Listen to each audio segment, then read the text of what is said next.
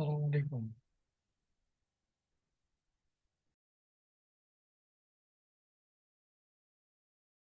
ওয়ালাইকুম আসসালাম ভাইয়া।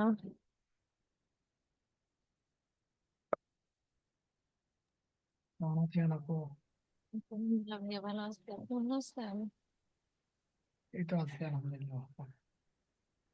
উম, ভাইয়া, আমার তো হচ্ছে আপনার র্যাঙ্ক মতো এসি স্কোর আসছে হচ্ছে 70, এর উপরে আমি আর আপডেট করতে পারতেছি না। নিচে হচ্ছে কিছু রেড মার্ক আসছে, ওগুলা এখন কি রিলেটেড আমি না আইডেন্টিফাই করতে পারতেছি না। মানে ওগুলা যদি করি তাহলে আমার এসি স্কোরটা একটু বাড়বে।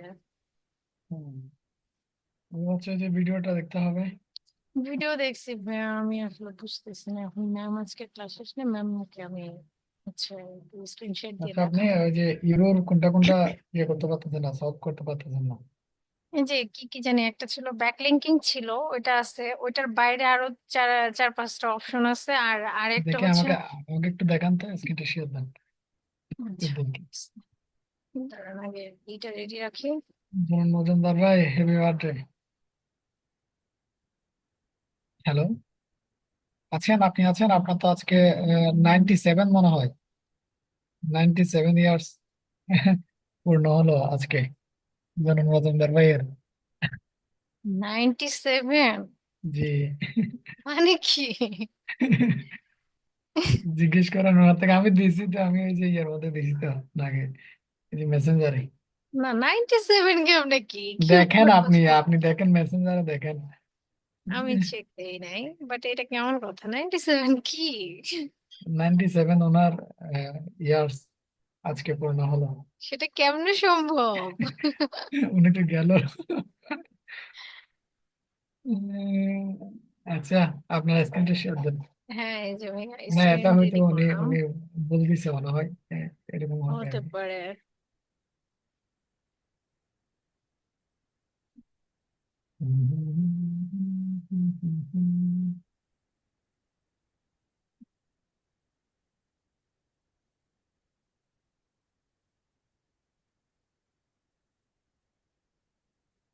এই স্ক্রিন শেয়ার হয়েছে। হুম, যান পোস্টের আচ্ছা, মধ্যে যান। এই যে দেখেন, ফার্স্টে হচ্ছে আপডেট চাইছে, আপনাকে কালকে রাতে বললাম না? পোস্টে যান, আপনি এগুলো বাদ দেন, আপডেট আপডেট দেবো না? পোস্টে যান। এরুর গুলা দেখি। আচ্ছা, 70 আসলো না? যান পোস্টে যান।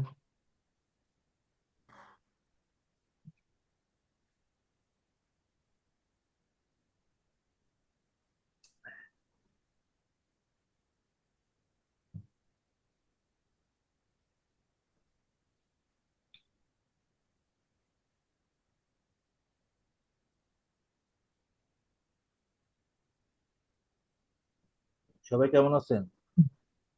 এই তো আলহামদুলিল্লাহ, ভালো। ভালো আছেন? হ্যাঁ। আজকে তো আপনার জন্মদিন ভাইয়া। সুহুল ভাই। আজকে আপনার জন্মদিন না? হ্যাঁ ভাই। আচ্ছা আচ্ছা, আল্লাহ তাআলা হায়াত দিক আরো, যেন আচ্ছা। শত হাজার বছর যেন আমাদের মাঝে বেঁচে থাকেন। 1000 বছর বাঁচার সমস্যা আছে ভাই। একটা নির্দিষ্ট একটা মেয়াদ দিয়ে দিত আল্লাহ যে আপনি আর 20 বছর বাঁচবেন। হ্যাঁ, তাহলে একটা সুবিধা হইতো, যে বুঝতাম যে আর 20 বছর বাঁচবেন। আনলিমিটেড বাঁচা কোনো মানে হয় না। আচ্ছা, আপু আপনার পোস্ট আসতেছে না? নেট ইস্যু দেখাচ্ছেন এটা। দ্যাটস পাচ্ছি না। আচ্ছা, আচ্ছা আচ্ছা, নেট হইতে সমস্যা দিচ্ছে আপনার। আমার আজকে নেট খারাপ মেবি। সাবি আপু, উইশ করলেন না? বিশ করবো? এই যে আমার জন্মদিন। সময় দেন, একটু সময় দেন। আচ্ছা ঠিক আছে। আর অবভিয়াসলি উইশ করবো। আচ্ছা ঠিক আছে। প্রায় একটু প্রায় সময় দেন। জোর করে উইশ প্রায় নিব। শোনেন, প্রায় জোর 97 করে। বছর পর্যন্ত তো উইশ পেলেন আপনি, ঠিক আছে? হ্যাঁ। একটা বছর না পেলে সমস্যা কি? না ম্যাম না। আসুক, আচ্ছা আচ্ছা, ম্যাম আসুক, দেন ম্যাম আমরা সবাই যারা যারা আছি উইশ করবো সবাই। স্টুডেন্ট একসাথে উইশ করবো। সবাই আজকে এখানে কেক কাটবো আপনার জন্য। এখান জোর থেকে করে বাসে। উইশ নিব, জোর করে নিব। আচ্ছা ঠিক আমার আবার আছে, অভ্যাস, আপনি অভ্যাসের। জোর করে নিয়েন, কোনো ব্যাপার না। শাফিউল ভাই, আজকে আমার নেটওয়ার্ক খুবই বাজে। খুবই বাজে বলতে খুবই বাজে, এই বাজের নিচে যদি কোনো ওয়ার্ড থাকে, really I don't know, but থাকলে ওইটা ওইটা ইউজ করতাম। কি এত হয়েছে আপনার এত রিচার্জ দিতে? খারাপ নেট, আমি আমি নিজেই কেমন জানি ইয়ে হয়ে যাইতেছি, বুঝতে আপনার পারতেছি। কথা তো ঠিক মতো আসে কিন্তু ভাইয়া আমার কথা ক্লিয়ার, ইভেন আমি আপনাদের কথা ক্লিয়ার শুনতেছি, তাহলে আমার এরকম হচ্ছে কেন আমি তো এটা বুঝতে পারতেছি না। আদারওয়াইজ আচ্ছা, অন্য আদার অন্য অপশন অন্য গুলো তো অন্য শো আপনি করতেছে। দেখেন আপনার ওইদিকে ইয়ার জানতো, মধ্যে অন্য কোনো আরো পোস্ট কি আপনার ইয়া করা আছে নাকি, মানে ইউটিউবে জানতো, ইউটিউবে ট্যাব ইউটিউবে ওপেন করা আছে নাকি? ইউটিউবে ঢোকার পরে স্ক্রল করে দেখেন না বাকিগুলো কি ঠিক মতো আসে কিনা ইউটিউবে ইউটিউব যাবো। ভিডিওতে। হ্যাঁ, স্ক্রল করে দেখেন ওগুলো কি ঠিক মতো ওপেন এই যে হচ্ছে কিনা। আপনার মনে হয় হোয়াটসঅ্যাপের ট্যাবটা মনে হয় খোলা, হোয়াটসঅ্যাপের ট্যাবটা বন্ধ করে দেন। ট্যাব খোলা থাকলে সমস্যা নাই তো। না না, ট্যাবে কোনো প্রবলেম আপনি নাই বেশি ভাইয়া, ট্যাব ওপেন ট্যাবে থাকবেন। আসলে কোনো প্রবলেম নাই। মেইন প্রবলেম হচ্ছে মেবি ওই ড্যাশবোর্ডে কোনো প্রবলেম হচ্ছে কিনা এটা বুঝতেছি না। এমনি তো আপডেট চাইছে, আপডেট তো করি নাই। আচ্ছা, আপনার নেটওয়ার্ক সমস্যা হচ্ছে মনে হয়। একটু স্ক্রল ওই করে নিচের নেটওয়ার্ক দিকে, তো নাই, এই প্রবলেম নিচের হচ্ছে না ভাই, এই নিচের যে দিকে। স্ক্রল হ্যাঁ, করতেছি এখানে তো ভালো করে দেখা যাচ্ছে। আচ্ছা, ওখানে যান, একদম ওখানে যাওয়ার ক্লিয়ার। পর আপডেট দেন আপনার এটা ওয়েবসাইট, ওয়েবসাইট যেটা আছে এটা একটু আপডেট আই করা যায় থিংক কিনা। আমার আপডেট, এই যে দেখেন আপডেট দেন চাইছে, দেন যে আপডেট আপডেট দিতে দেন, বলছে। না না, এটা আপডেট তো দেন। আমাদের আপডেট চাই, আমি তো। হ্যাঁ, আপডেট চাই তো, আমাদের তো চাই, এখানে কিন্তু দেবো এই যে আপস্ট্রিম দেন হচ্ছে দেন। আপডেট। হ্যাঁ, না ওখানে না না না, দিন না। আপডেট না দিলে কাজ করবো কেমনে? দেন, আপনি আপডেট আপনি দেন, কি ওখানে আপডেট ক্লিক দিন? করেন, দেখি কি রকম দেখা যায়। আপডেট হলো পরে, এখন না। পরে কখন? এগুলো মনে হয় প্রো লাগে। না না, ওখানে লাগবে। ওখানে র্যাঙ্ক ম্যাথ, তারপর বিভিন্ন ওই যে যে প্লাগ ইন যেগুলো আছে সবগুলো আপডেট চাইতো, ওগুলো আপডেট দিয়ে দেবেন যখন প্লাগ দেখবেন। ইন আপডেট দিয়ে দিচ্ছি, এটা দেই আসসালামু নাই। আলাইকুম। সালাম আলাইকুম ম্যাম, কেমন আছেন? ওয়ালাইকুম আসসালাম, আলহামদুলিল্লাহ ভালো আছি। আপনারা কেমন আছেন? আলহামদুলিল্লাহ আমরা ভালো ভালো। আছি, আপনি ভালো আছেন? জি জি ভাইয়া, আছি আলহামদুলিল্লাহ ভালো। কি অবস্থা, কার প্রবলেম স্ক্রিনে?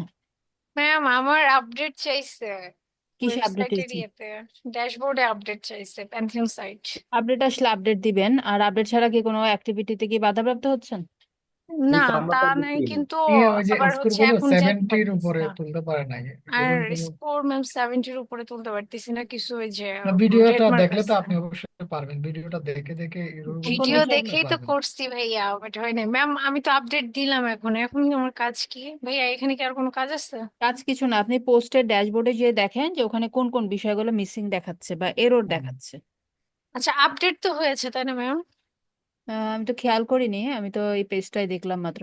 তো কোন আপিল অপশন? ভাইয়া কিছু বলেন তাহলে। এটাতে আপনি আমি প্যান্থিয়ন সাইটে আছেন, সো জি জি ড্যাশবোর্ডে ম্যাম। যান, কেন আপনি ওখানে হচ্ছে ওয়েবসাইটে ড্যাশবোর্ডে ড্যাশবোর্ডে যান। যেতে হবে। নর্মাল আপনি তো 70 এমনি এসে পড়ে। ওই হ্যাঁ, টাইমটাতে 70-তে। আপনার ওই যে ফোকাস কিওয়ার্ড দিয়ে দিলে তো আপনার 70 এসে পড়ে। পরে এখান থেকে ড্যাশবোর্ডে যাইতে পারতেছি না, কি সমস্যা করতেছে এগুলো আজকে? সব হচ্ছে আপনি শর্টকাট করে রাখবেন, মানে হচ্ছে আপনি বুকমার্ক করে রাখবেন। বুকমার্ক করে রাখবেন, ইজিলি চলে যেতে পারবেন। হচ্ছে আপডেটসে ক্লিক করেন, প্লাগ ইনে আপডেট আসছে, প্লাগ ইনের আপডেটের জন্য মেইনলি প্রবলেম। প্লাগ ইনস এর উপরে ক্লিক করেন, প্লাগ ইনস প্লাগ তো আপডেট রাখতে হয়। ইনস্টল প্লাগইনে এটা কিন্তু আপনাদের বারবার দেখিয়েছি। আপনারা যখন ওয়েবসাইটে যাবেন, ওয়েবসাইটে যে যখন যে প্লাগইনটা আটো নিচে স্ক্রল করেন, নিচে আসেন স্ক্রল করে, এই যে দেখেন কেডেন্স, জি কেডেন্স এটা প্লাগইন চাইছে। আপডেট না থাকলে কিন্তু আপনার অনেক চেঞ্জেস গুলা সেভ হয়। আরেকটা আছে, আরেকটু স্ক্রল করেন, এই যে স্টার্টার টেমপ্লেট, মেইন দুটো প্লাগইন হচ্ছে আপনার অচল হয়ে আছে, কিভাবে কাজ করবেন বলেন? সেই এই এখন জন্য হয়তো ম্যাম এত প্রবলেম করতেছিল। এখন পোস্টে যান, এখন গেলে দেখবেন যে সবকিছু ঠিকঠাক করতে পারছেন। ওখানে যে এরর গুলো আছে, এরর গুলো ফিক্স করে দিলেই আপনার স্কোর অটোমেটিক্যালি বাড়বে, বাট ন্যাচারালি আমাদেরকে ফিক্স করতে হবে। হ্যাঁ, ওকে। তো নেচার আমাদের ফিক্স করবো, সেখানে হচ্ছে ম্যাম ওই যে কয়েকটা ইস্যু দেখাচ্ছে ম্যাম, বেশিও না। ওগুলাই হচ্ছে ম্যাম ফিক্স করতে পারতেছি না। দেখান, দেখান তাহলে কি দেখি।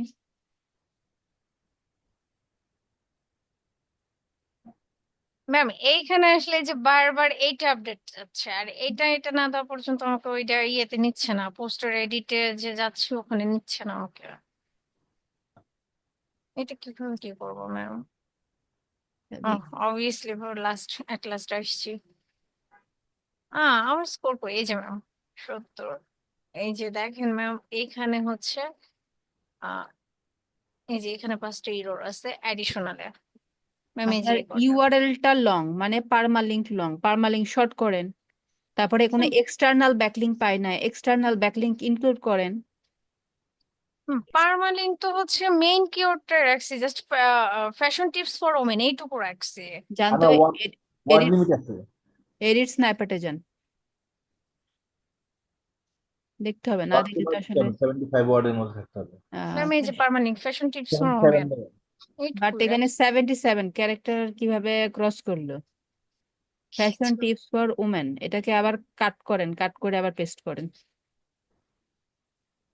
এটা ক্যারেক্টার তো 77 হওয়ার কথা না। হ্যাঁ, কি ব্যাপার, এটা কি অটো নিচ্ছে ম্যাম? এটা তো আমি বলতে পারবো না, এটা তার অটো নেওয়ার কথা না। দেখেন ম্যাম অটো কিন্তু ফিল হচ্ছে, আমি যতবার কেটে হ্যাঁ, দিচ্ছি। এখন অটো ফিল হোক, আপনি বেসটা শুধু কেটে দেন, পুরোটা কেন কাটছেন? অটো ফিল হোক, নো প্রবলেম, জাস্ট খালি বেসটা কাটবেন। 73 হ্যাঁ হয়েছে ক্যারেক্টার এখন। লিমিট ক্রস করে যাচ্ছে। Ma'am fashion tips for women দিলে 77 হয়, দুইটা ক্যারেক্টার। আচ্ছা, এইটা সমস্যা নাই, ওই যে আপনার হচ্ছে যে শুধু টিপসের জায়গায় পোস্টে, যদি অ্যাসটা হ্যাঁ আমি বলি, অ্যাসটা যদি কেটে দেয়, না এখানে অ্যাস কাটলে তো হবে না, কিওয়ার্ড চেঞ্জ হয়ে যাবে। এটা হ্যাঁ, যেটা আপনার পার্মালিঙ্কে দেখেন, একটু উপরে যান, প্রিভিউটা দেখেন,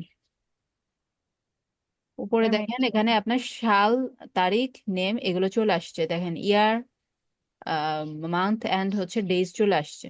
সো এটাকে যদি আপনি এখান থেকে ডিসেবল করে দিতে পারেন, ম্যাম এটা কি 3 ডটে ক্লিক করলে ডিসেবল হবে? না এখানে হবে কেন? আমি তো এটা দেখিয়েছি, কোথায় গেলে হবে? ওই যে এখান থেকে পোস্টের তো, এখানে। তাহলে মনে হয় ম্যাম আমি মিস করে গেছি। ওটা হচ্ছে আপনার ড্যাশবোর্ড থেকে সেটিংসে যেতে হবে, সেটিংসে যে পার্মালিঙ্কে যে পোস্ট নেম সিলেক্ট করতে হবে। ওটা করলে কি আমার এই প্রবলেম সলভ হবে? এটা সলভ হবে কিনা আমি শিওর না, কিন্তু আপনার এখানে যে আপনার ইউআরএলটাই তো অনেক লং দেখাচ্ছে, সলভ হতে পারে, এটা একটা বিষয় আছে। একটা নিচে এটা কেটে দেন, আর কি কি ইস্যু আছে দেখি, আর কোনো মেজর ইস্যু আছে কিনা ম্যাম আপনি। এই যে এখানে উম, এই যে ইউআরএল তো 77 ক্যারেক্টার দেওয়া এখন আছে, আর এই ইন্টারনাল যে আর এক্সটার্নাল ব্যাকলিঙ্ক করেন, তাহলে স্কোর বেড়ে যাবে। আর নিচে যান, ইন্টারনাল internal- এক্সটার্নাল করে দেন, তাহলে হবে। আর টাইটেল রিডেবিলিটি, মানে টাইটেল ইমপ্রুভ করতে বলতেছে, কি কি স্ক্রল ক্লিক করেন, নাম্বার অ্যাড করতে বলবে, ডাউন অ্যারো দিয়ে ক্লিক করেন টাইটেল রিডেবিলিটির উপরে, ডাজেন্ট কন্টেন্ট আর নাম্বার, দেখছেন অনলি খালি নাম্বারটা নাই, এখানে কয়টা টির দিচ্ছেন সে নাম্বারটা লিখে দেন। আচ্ছা এটা লিখলে শুধু হবে? হ্যাঁ, এখানে তো তাই বলছি। ম্যাম আমার তো এখানে 11 টিপস আছে, আমি কি 11 লিখবো? হ্যাঁ, জাস্ট খালি 11 দিয়ে দেন টাইটেলে, তাহলে অপটিমাইজ হয়ে যাবে। এখানে কিন্তু আচ্ছা just আপনি এগুলো অলমোস্ট ডান করছেন, কিন্তু আপনি মেজর মেজর কিছু বিষয় বাকি আছে, সো এগুলো দেখে দেখে ফিল আপ করে দেবেন, হয়ে যাবে আশা করি। ঠিক আছে, এগুলো ফিল আপ করে দিলে হয়ে যাবে। আপনি ইন্টারনাল এক্সটার্নাল দেন, আর ইউআরএলটা সেটিংসে যে পার্মালিঙ্ক, পার্মালিঙ্ক থেকে পোস্ট নেম সিলেক্ট করে দেবেন, যেটা বলা আছে ক্লাস ভিডিওতে। আচ্ছা, তো আর কারো কি কোনো প্রবলেম আছে? আমাদের অন পেজ এসইও থেকে আমরা কিন্তু আজকে অফ পেজ এসইও তে চলে যাচ্ছি। আমার একটা সমস্যা আছে মিস। হ্যাঁ বলেন। আমার সমস্যাটা তো আমি ওই যে মেসেঞ্জারে দিচ্ছি, আমার হলো কি আপনার এই যে এই প্রথম যে আইডিটা ছিল আমি যেটা দিয়ে শুরু করছিলাম, তো এটা তো রেস্ট্রিক্টেড ছিল। তো ওই মেইলের আন্ডারে কিন্তু আমার এই যে এই কারেন্ট ওয়েবসাইটটা আপনার খোলা, তো এই দুইটা আমার কারেন্ট করা যাচ্ছে না। ওই মেলের আন্ডারে থাকলে ওয়েবসাইট, এটাতে এতে কোনো প্রবলেম নাই। আপনার ফেসবুক পেজটা একটা বিজনেস ম্যানেজারে কানেক্ট আছে কিনা এটা একটা বিষয়। যদি বিজনেস ম্যানেজারে কানেক্ট থাকে, সেই বিজনেস ম্যানেজার এবং তার আন্ডারে যে অ্যাড ম্যানেজার আছে, এগুলাতে কোনো রেস্ট্রিকশন আছে কিনা সেটা একটা আছে, বিষয়। রেস্ট্রিকশন আছে। এটার জন্য ভাই হচ্ছে না, কিন্তু ওই যে মেলটা সেম দিয়েছেন জন্য কোনো প্রবলেম নাই। কিন্তু আপনার না, ফেসবুকের রেস্ট্রিকশন আসছে একটা মেলে, সেটা ফেসবুকের বিষয়, ফেসবুকের বিষয় নিয়ে প্যান্থিয়ন সাইট তাদের মাথা ব্যথা নেই। কিন্তু মেইন হয়েছে বিষয়টা যেটা, যে ওই যে আমার অ্যাড রেস্ট্রিক্টেড যে, অ্যাকাউন্ট সবকিছু রেস্ট্রিক্টেড। আমি ওই আইডি এখন আমার, আপনি বলছিলেন আরেকটা আইডি খুলতে, তো আমি আরেকটা জিমেইল ক্রিয়েট করে হুম, ওইটা দিয়ে আরেকটা ফেসবুক আইডি আমি খোলা আছে আমার। হ্যাঁ, তো আমার মনে হচ্ছে যে এখন যদি আমি ওই মেইলের আন্ডারে যদি আরেকটা ওয়েবসাইট ক্রিয়েট করে ওইটার সাথে হয়তো আমার কানেক্ট করা যেতে পারে, কিন্তু এখন এই নতুন যে এই অ্যাকাউন্টটা ক্ষেত্রে- খুলছেন, হ্যাঁ, নতুন যে অ্যাকাউন্টটা খুলেছেন, এখানে কি বিজনেস ম্যানেজার অ্যাড অ্যাকাউন্টে কোনো রেস্ট্রিকশন আসেনি? না না, ওটা তো নতুন জিমেইল দিয়ে খোলা। তাহলে তো হয়েছে, তাহলে তো ওখানে আপনার পেজটা নিয়ে যান, ওইখান থেকে ওইখানে আপনি তো কানেক্ট করেন, এই ওয়েবসাইটে করেন, আপনার নতুন ওয়েবসাইট খুলতে হবে তা না, এই ওয়েবসাইটে আপনি কানেক্ট করতে হয় পারবেন না, হয় না এক্স্যাক্ট। মিস। ওই ওয়েবসাইটে কানেক্টেড, এখানে আমার ওইটা আসেই না, ওই ওই আইডিটা আসে না এই ইমেলের আন্ডারে, এই ওয়েবসাইটের সাথে। আচ্ছা, আপনার স্ক্রিন শেয়ার দিতে পারবেন? Screen share? আপনার কি যে আইডিটা ভালো আছে, যেখানে কোনো রেস্ট্রিকশন নাই, সেটা কি ওপেন আছে আপনার কাছে? আছে আপাতত? হ্যাঁ আছে তো, এটা তো আমার হয়তো একটু 2 মিনিট সময় লাগবে। আচ্ছা, 2 মিনিট সময় নেন, নিয়ে আপনি স্ক্রিন শেয়ার দেন, এটা সলভ করে দিব। এবং আর কারো কোনো প্রবলেম আছে কিনা? ফারহানা বলছেন ঢাকা এসে। আচ্ছা, ঠিক আছে, সমস্যা নেই আপু, আপনি যখন অ্যাসাইনমেন্ট রেডি করবেন জানাবেন, তখন আমি অ্যাকসেপ্ট করে নিব। ওকে, তো আর কারো কোনো প্রবলেম আছে? মাকসুর আপু, আপনার কি পিক্সেল সেট আপ করেছেন?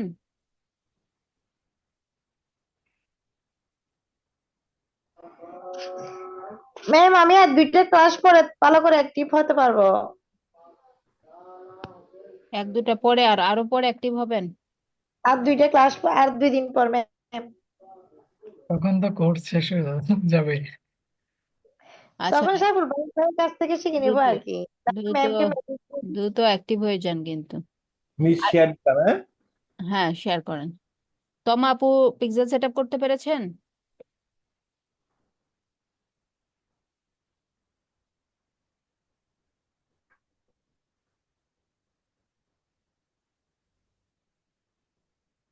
তমা আপুর পিক্সেল সেট আপ হয়েছে? আসসালামু আলাইকুম মিস। ওয়ালাইকুম আসসালাম। মিস আমি টোটালি কোনো কাজ করতে পারছি না, আমার ছেলের নিউমোনিয়া হয়ে গেছে, ওকে নিয়েই প্রচন্ড বিজি। সবার বাচ্চা কাচ্চায় মোটামুটি অসুস্থর দিকে না? 20 মিনিট পর পর ওর নেবুলাইজ করা লাগতেছে, মানে আমি হসপিটালে ভর্তি হই নাই, বাসাতেই আছি, হুম। বাট ঘন্টায় 3বার ওর নেবুলাইজিং, টাইমলি মেডিসিন দেয়া, এছাড়া আদার্স কোনো কিছুর মধ্যে আমি ইনভলভ হতে পারছি না মিস। এই যে মোবাইল থেকে আচ্ছা, ঠিক কি আছে, করতেছি, সমস্যা নেই। জয়েন করবো, জাস্ট ক্লাসে জয়েন করে আছে আর কি। ঠিক আছে, বাচ্চা সুস্থ হোক। আর জুনমনন্দা ভাই, আপনার স্ক্রিন শেয়ার অফ হয়ে গেছে কিন্তু। আপনি ডিরেক্ট চলে যান ফেসবুকে এবং সাইটে পাশে আপনার ওয়েবসাইট ওপেন রাখেন, যে যখন আপনার ক্রিটিক্যাল প্রবলেম থাকবে এগুলো আগে থেকে ওপেন করে রাখবেন, তাহলে আমাদের সহজ হবে, দ্রুত আমরা প্রবলেমটা সলভ করে ফেলতে পারবো। আমি আমি ডিসিশন নিছিলাম যে আমি ওই যে ওই মেলের আন্ডারে আরেকটা মানে ওয়েবসাইট খুলবো আর কি। এটার আন্ডারেই হবে। আ- সেক্ষেত্রে আপনি আরেকটা খুলে দেখে সেটাও ট্রাই করতে পারেন। আচ্ছা ঠিক আছে। তাহলে আমরা নেক্সট দিনেও দেখবো তাহলে। হ্যাঁ, আর যদি এটার আন্ডারে হয়, এখানে এটাতে কোনো ঝামেলা পাকায় রাখছেন কিনা, লাইক মনে করেন এটার সাথে আবার আরেকটা কানেক্ট হয়েছে বা হয় নাই, বা এরকম কিছু আছে কিনা, বা পিক্সেল ক্রিয়েট হয়েছে কিনা, সেটাও তো বুঝতে পারছি। তুমি হবে। হ্যাঁ, তো সেক্ষেত্রে আপনি আমি স্ক্রিন শেয়ার হয়েছে, আপনি আচ্ছা তাহলে ফেসবুকে চলে যান দ্রুত। প্রথমে ফেসবুকে যান, ফেসবুকের অবস্থা দেখে নি কি অবস্থায় আছে। এটা আমার নতুন, আমি একটা মেল খুলছি আর কি, এই মেলের আন্ডারে আরেকটা ফেসবুক অ্যাকাউন্ট খুলছি, ওইটার আন্ডারে আরেকটা পেজ।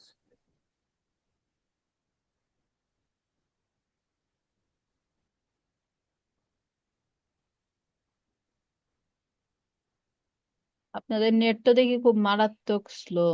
এত স্লো কেন ইন্টারনেট? এই যে মিস, চলে যান, চলে যান আপনার বিজনেস ম্যানেজার অ্যাকাউন্টে। কি করবো? আপনার বিজনেস ম্যানেজার অ্যাকাউন্টে চলে যান। এখানে বামে এই যে সি মোড়ে অ্যাডস ম্যানেজার থেকে যান, তাহলে শর্টকাট। মিস শুনতে পারি না শোনা যাচ্ছে না আমাকে? কথা, ওই যে ভেঙে ভেঙে আসতেছে আমার নেট, নেট ইস্যু মনে হয়। অ্যাডস ম্যানেজারে, সি মোড থেকে অ্যাডস ম্যানেজারে যান।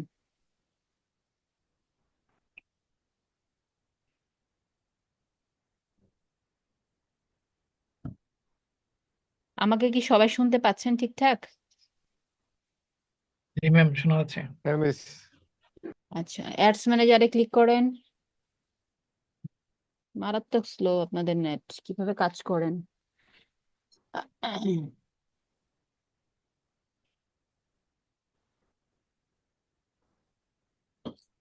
আমার আমার স্ক্রিন শেয়ার দিতে গেলে আপনার স্লো হয়ে যায়। হ্যাঁ, নেট স্লো থাকলে স্ক্রিন শেয়ার দিলে আরো স্লো হয়ে যায়, তো স্বাভাবিক। এটা সমস্যা নাই, এই এই সমস্যা নেই, এটা তো আমার নতুন জিমেল তো। হ্যাঁ, এই অ্যাড ম্যানেজার থেকে বিজনেস ম্যানেজারে যান, যেন আমি দেখতে পারি সেই বিজনেস ম্যানেজারের স্ট্যাটাসটা। এখানে অনেক কিছু মিসিং আছে আমি জানি, গেলে আমি দেখতে পাবো।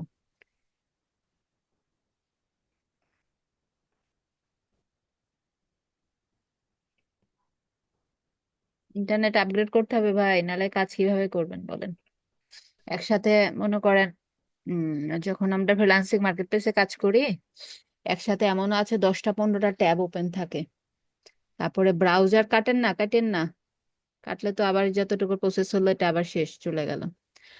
এমনও হয় আমাদের 3টা 4টা ব্রাউজারে কাজ করতে হয় একসাথে। সেক্ষেত্রে আপনাদের ইন্টারনেট স্পিডটা যত আপগ্রেড থাকবে, আপনারা তত ফ্রিলি কাজগুলো করতে পারবেন। স্ক্রিনশট অফ হয়ে গেল ভাইয়া।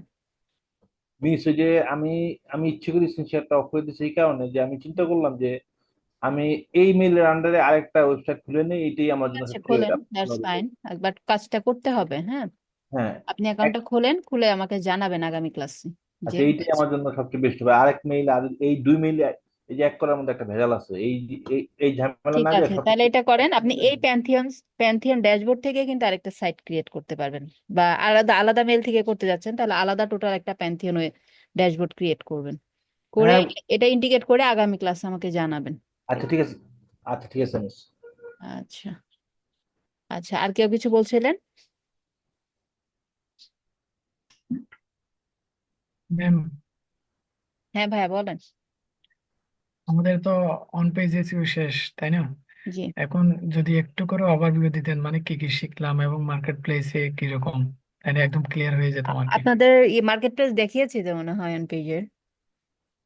না, শেষ বেলায় যদি একটু করে ওভারভিউ দিতেন তাহলে আচ্ছা, ভালো। ওভারভিউ সেটা দিলাম, ঠিক আছে, কিন্তু মার্কেট প্লেস দেখিয়েছি কি? মার্কেট প্লেস অন আসসালামু পেজে আলাইকুম ম্যাম। এসইও ওয়ালাইকুম সম্পর্কে মিস আসসালাম। দেখানো হয়েছে, এটা জি, কিন্তু লাস্ট ক্লাসে তো আগের ক্লাসে মার্কেট প্লেস দেখেছিল। দেখাইছিলেন।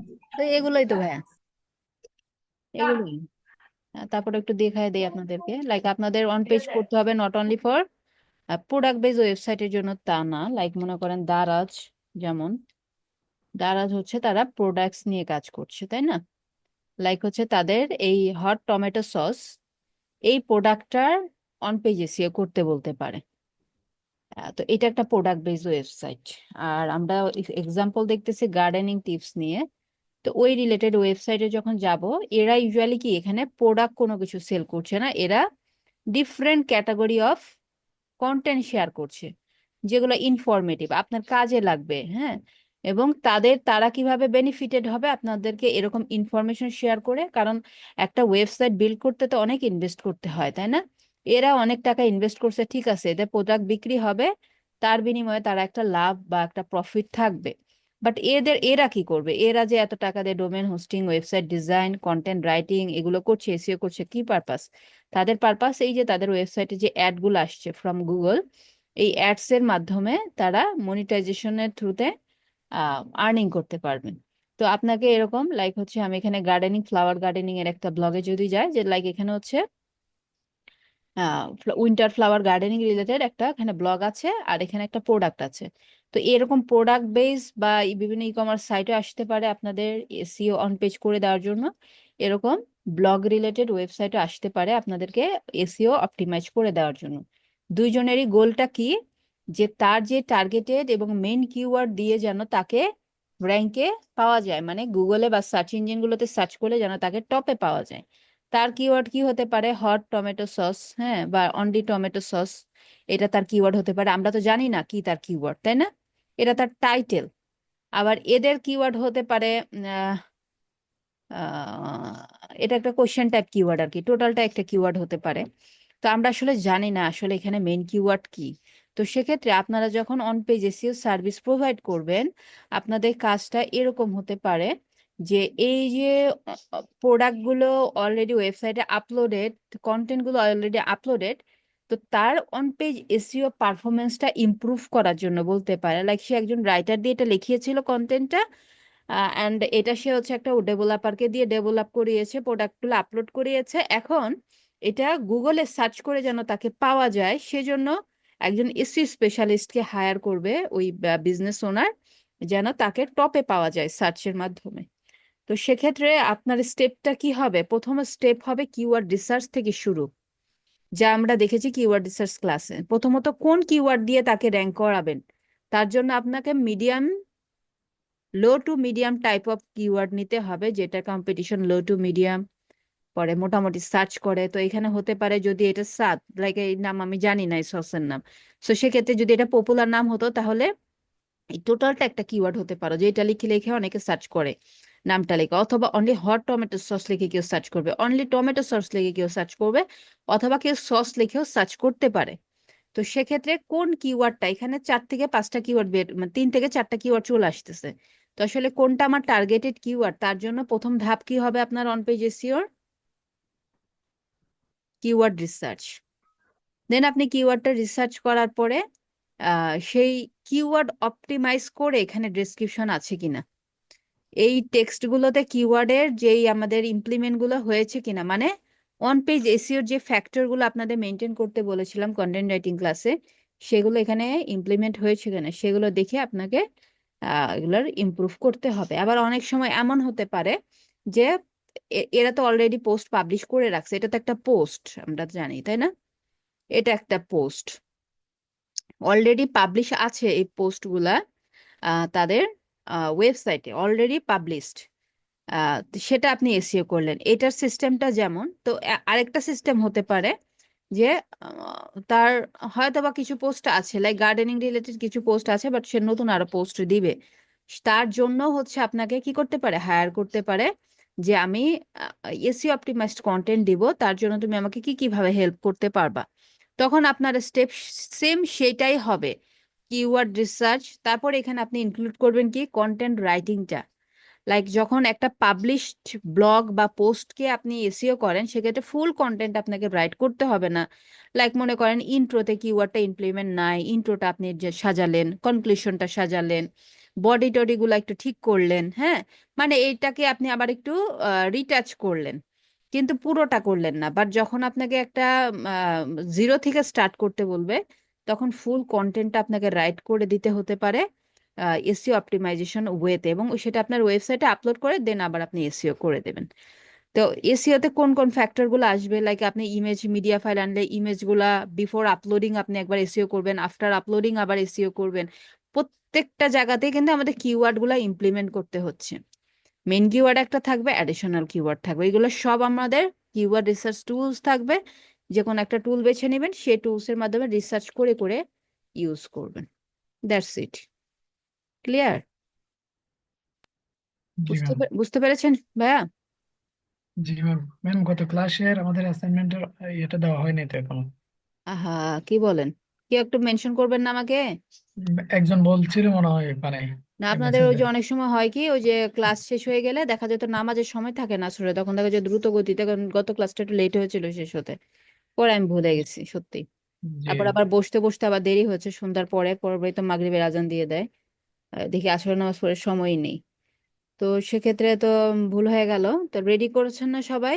আমি কিন্তু কালকে জি ডিউ ডেট দিয়ে রেডি দেবো, আছে ম্যাম। যেহেতু এখন আমি পাবলিশ মানে অ্যাসাইনমেন্ট দেই নাই, ডিউ ডেট দিব কিন্তু আগামীকালকেই সাবমিট করে দেবেন, আজকেই সাবমিট করে দেওয়ার চেষ্টা করবেন।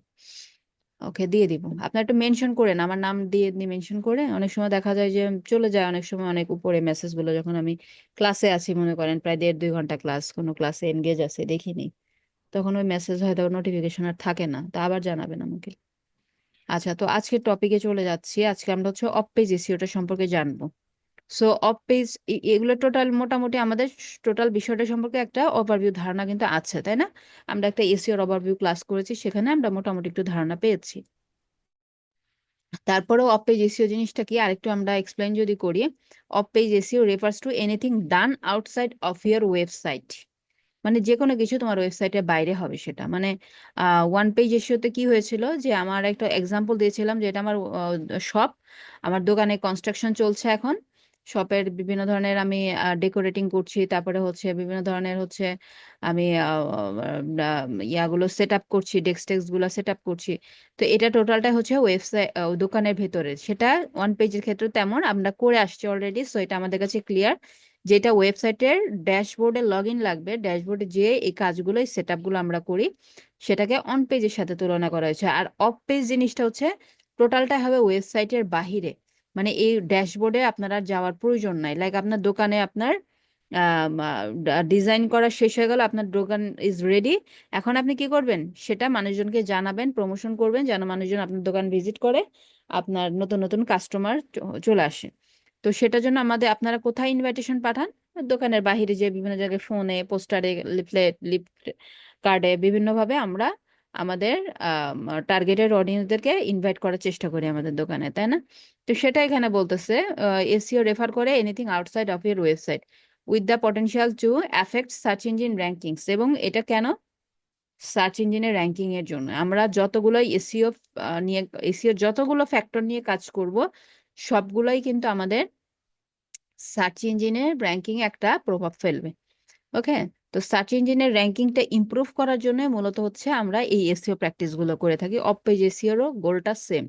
So of page SEO AIDS in the awareness and domain authority of A website. তাহলে এটা আপনার ওয়েবসাইটের বা আপনার যে বিষয়গুলো নিয়ে আপনি কাজ করেন, যে প্রোডাক্ট বা কন্টেন্ট গুলো নিয়ে কাজ করেন, সেগুলার অ্যাওয়ারনেস বাড়াতে এবং ডোমেন অথরিটি বাড়ায় একটা ওয়েবসাইটের, মানে ডোমেন অথরিটি বাড়ায় আমাদের সকল এসইও প্র্যাকটিস বা সকল এসইও অ্যাক্টিভিটি গুলাই ডোমেন অথরিটি ইনক্রিজ করতে হেল্প করে থাকে। ওকে, তো এটা সংক্ষেপে জানলাম। এখন কিছু টার্মস জানবো। ইন ব্যাকলিঙ্কিং, ব্যাকলিঙ্কিং কেন আসলো? কারণ অফ পেজ এসইও ইকুয়াল ধরে নেন ব্যাকলিংস। ব্যাকলিংস বিষয়টা আমরা জানি না, ব্যাকলিংস জি, বিষয়টা আমরা চিনি না, এমন কেউ আছে? এটা কি? এটা ব্যাকলিংক। ব্যাকলিঙ্ক এটা একটা ব্যাকলিঙ্ক। এটা গার্ডেন শেড, এটার ব্যাক এন্ডে একটা লিংক আছে। কিভাবে বুঝলাম? একটা আন্ডারলাইন আছে, কালারটা চেঞ্জড, এবং এখানে মাউস পয়েন্টারটা আনতে একটা ক্লিকিং অপশন আমার চলে আসছে, বাট জেনারেল টেক্সটের উপর আনলে আসছে না, এটার উপর আসছে। তার মানে এটা একটা ব্যাকলিঙ্ক।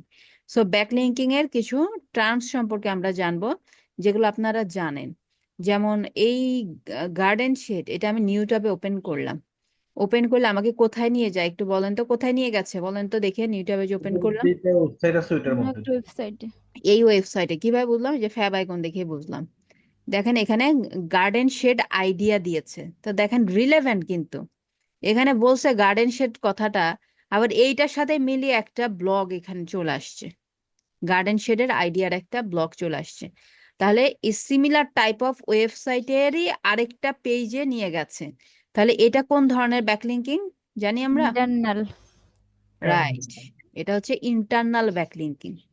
তারপরে যদি এটা আমাকে অন্য কোনো ওয়েবসাইটে নিয়ে যেত, জানি না আছে কিনা, সেম ওয়েবসাইটে দেখাচ্ছে, যদি এমন হতো উইকিপিডিয়ার কোনো একটা সাইটের লিংক দেখাচ্ছে, তখন সেটা কোন ধরনের ব্যাকলিঙ্কিং হতো বলেন? এক্সটার্নাল। এক্সটার্নাল। রাইট। এবং এখানে যে টেক্সটটাকে ওরা পছন্দ করেছে, গার্ডেন শেড টেক্সটটা, যার ব্যাকএন্ডে লিংকটাকে ইনসার্ট করেছে, এই টেক্সটটাকে কি বলা হয়? Anchor text. রাইট, এটাকে বলা হয় অ্যাঙ্কর টেক্সট। এটা আপনাদের মনে আছে? সো সেগুলো একটু মেমোরাইজ করার জন্য আসছি, ইন্টারনাল, এক্সটার্নাল, অ্যাঙ্কর টেক্সট। এখন এই জিনিসগুলোর সাথে আপনাদের অপরিচিত আপনাদের কাছে, সেটা হচ্ছে লিঙ্ক জুস। আর অন পেজ যখন করছিলেন, ওখানে একটা নোট আসছিল যে তুমি একটা এক্সটার্নাল করো নাই, সেটা ডু ফলো করো নাই, দুটো এরর আসছিল। যেমন ইভাপুরে এই এরর গুলো আছে এখন, যে এক্সটার্নাল করো নাই, আমার আছে। হ্যাঁ এক্সটার্নাল করো না, এবং এই কথাটা আছে দেখবেন, ডু ফলো ব্যাকলিঙ্কিং করোনি, এই দুটো এরর আছে, এগুলা ম্যাম মানে। আমরা যে ব্যাকলিঙ্কিং ওয়েবসাইটে হচ্ছে সেট করব, সেখানে তো ম্যাম আমাদের এই যে এখানে যেমন হচ্ছে ওইটাতে ক্লিক করলে আমাদের আরেকটা ওয়েবসাইটে নিয়ে যাচ্ছে, মানে হুম। গার্ডেন শিটে। আমাদের এখানে তো আমরা আরেকটা হচ্ছে ওয়েবসাইট ক্রিয়েট করবো না, বাট ব্যাকলিঙ্কিং দেবো, এতে কি কোনো প্রবলেম দেখা দেবে? নাকি এটা জাস্ট আমাদের শেখার জন্য আপাতত আমরা এটা করবো? না না, আপনার ওয়েবসাইটেরই আরেকটা পেজ, আপনার এমন না যে আপনার ডিফারেন্ট আরেকটা ওয়েবসাইটে পেজ দিবেন, তা না, সেম লিঙ্কওয়ালা ওয়েবসাইটেরই একটা পেজকে দিতে হবে আপনাকে। ও আচ্ছা। কন্টেন্ট তো থাকবে, অসংখ্য কন্টেন্ট থাকবে দেওয়ার মতন। ইন্টারনাল করার জন্য, ইন্টারনাল ব্যাকলিঙ্ক করার জন্য অসংখ্য কন্টেন্ট পেয়ে যাবেন আপনারা। আমরা তো একটা একটা ক্লায়েন্টের ওয়েবসাইটে একটা ব্লগ আছে এরকম না, শত শত ব্লগ থাকে, কোনো না কোনোটার সাথে আপনার ম্যাচ করেই যাবে ইন্টারনাল করার জন্য। সেম নিশের আর কি, মানে ব্যাকলিক আমরা এক্সটার্নাল ইন্টারনাল যেটা দিই এটা আমাদের সেম নিশের লাগবে। সেম নিজ বলতে এখানে যে আমরা অ্যাঙ্কর টেক্সটটা সিলেক্ট করব, সেটার সাথে ম্যাচ থাকতে হবে। যে টেক্সটটাকে আমি পিক করব ফর ব্যাকলিঙ্কিং এর জন্য, সেইটা আমার যেটা লাগবে ইয়া ওটার সাথে থাকতে মিল হবে। মিল থাকতে হবে, হ্যাঁ, ওয়ার্ডের সাথে আরেকটা। শার্পেন দ্য ব্লেডস, এটা দ্বারা কি আছে এটার মধ্যে? জাস্ট ক্লিন অ্যান্ড আচ্ছা, এই রিলেটেড আছে, দেখেন সব ম্যাচ করে যাচ্ছে, ম্যাচিং ছাড়া নাই কোনো। আচ্ছা, এখন এখানে নো ফলো, ডু ফলো কি আর লিঙ্ক জুসটা কি একটু বুঝি। ডু ফলোটাকে আবার স্পন্সরড বলা হচ্ছে, তাই না? আচ্ছা,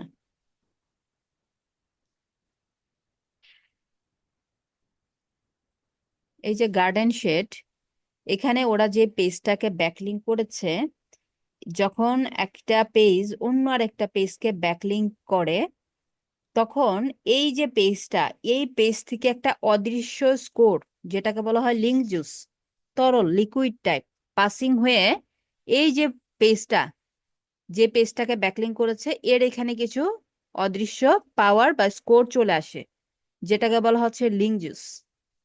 সো এই লাইক আমার এই কন্টেন্টটা হচ্ছে র্যাঙ্কে আছে, সাপোজ ধরেন এই কন্টেন্টটা র্যাঙ্কে আছে, তাহলে এটা একটা পাওয়ারফুল পেজ, এই পেজের অথরিটি লেভেলও অনেক ভালো। তখন এই পেজে যখন আমার নতুন একটা ব্লগ বা আমার দুর্বল টাইপ অফ একটা পেজকে আমি ব্যাকলিঙ্ক করব, সেক্ষেত্রে এটা যখন লিঙ্ক জুস পাস হয় তখন সেটা থাকে ডু ফলো মোডে। ডু ফলো মোডে থাকে যখন, তখন লিঙ্ক জুস পাস হয়। বাট আমি যদি চাই যে না আমি লিঙ্ক জুস পাস করব না, তখন সেটা কি করে দিতে হবে?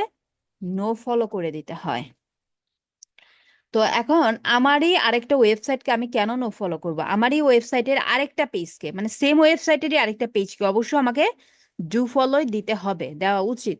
বাট যদি এটা হয় এক্সটার্নাল ব্যাকলিঙ্ক, তার মানে অন্য কারোর ওয়েবসাইটের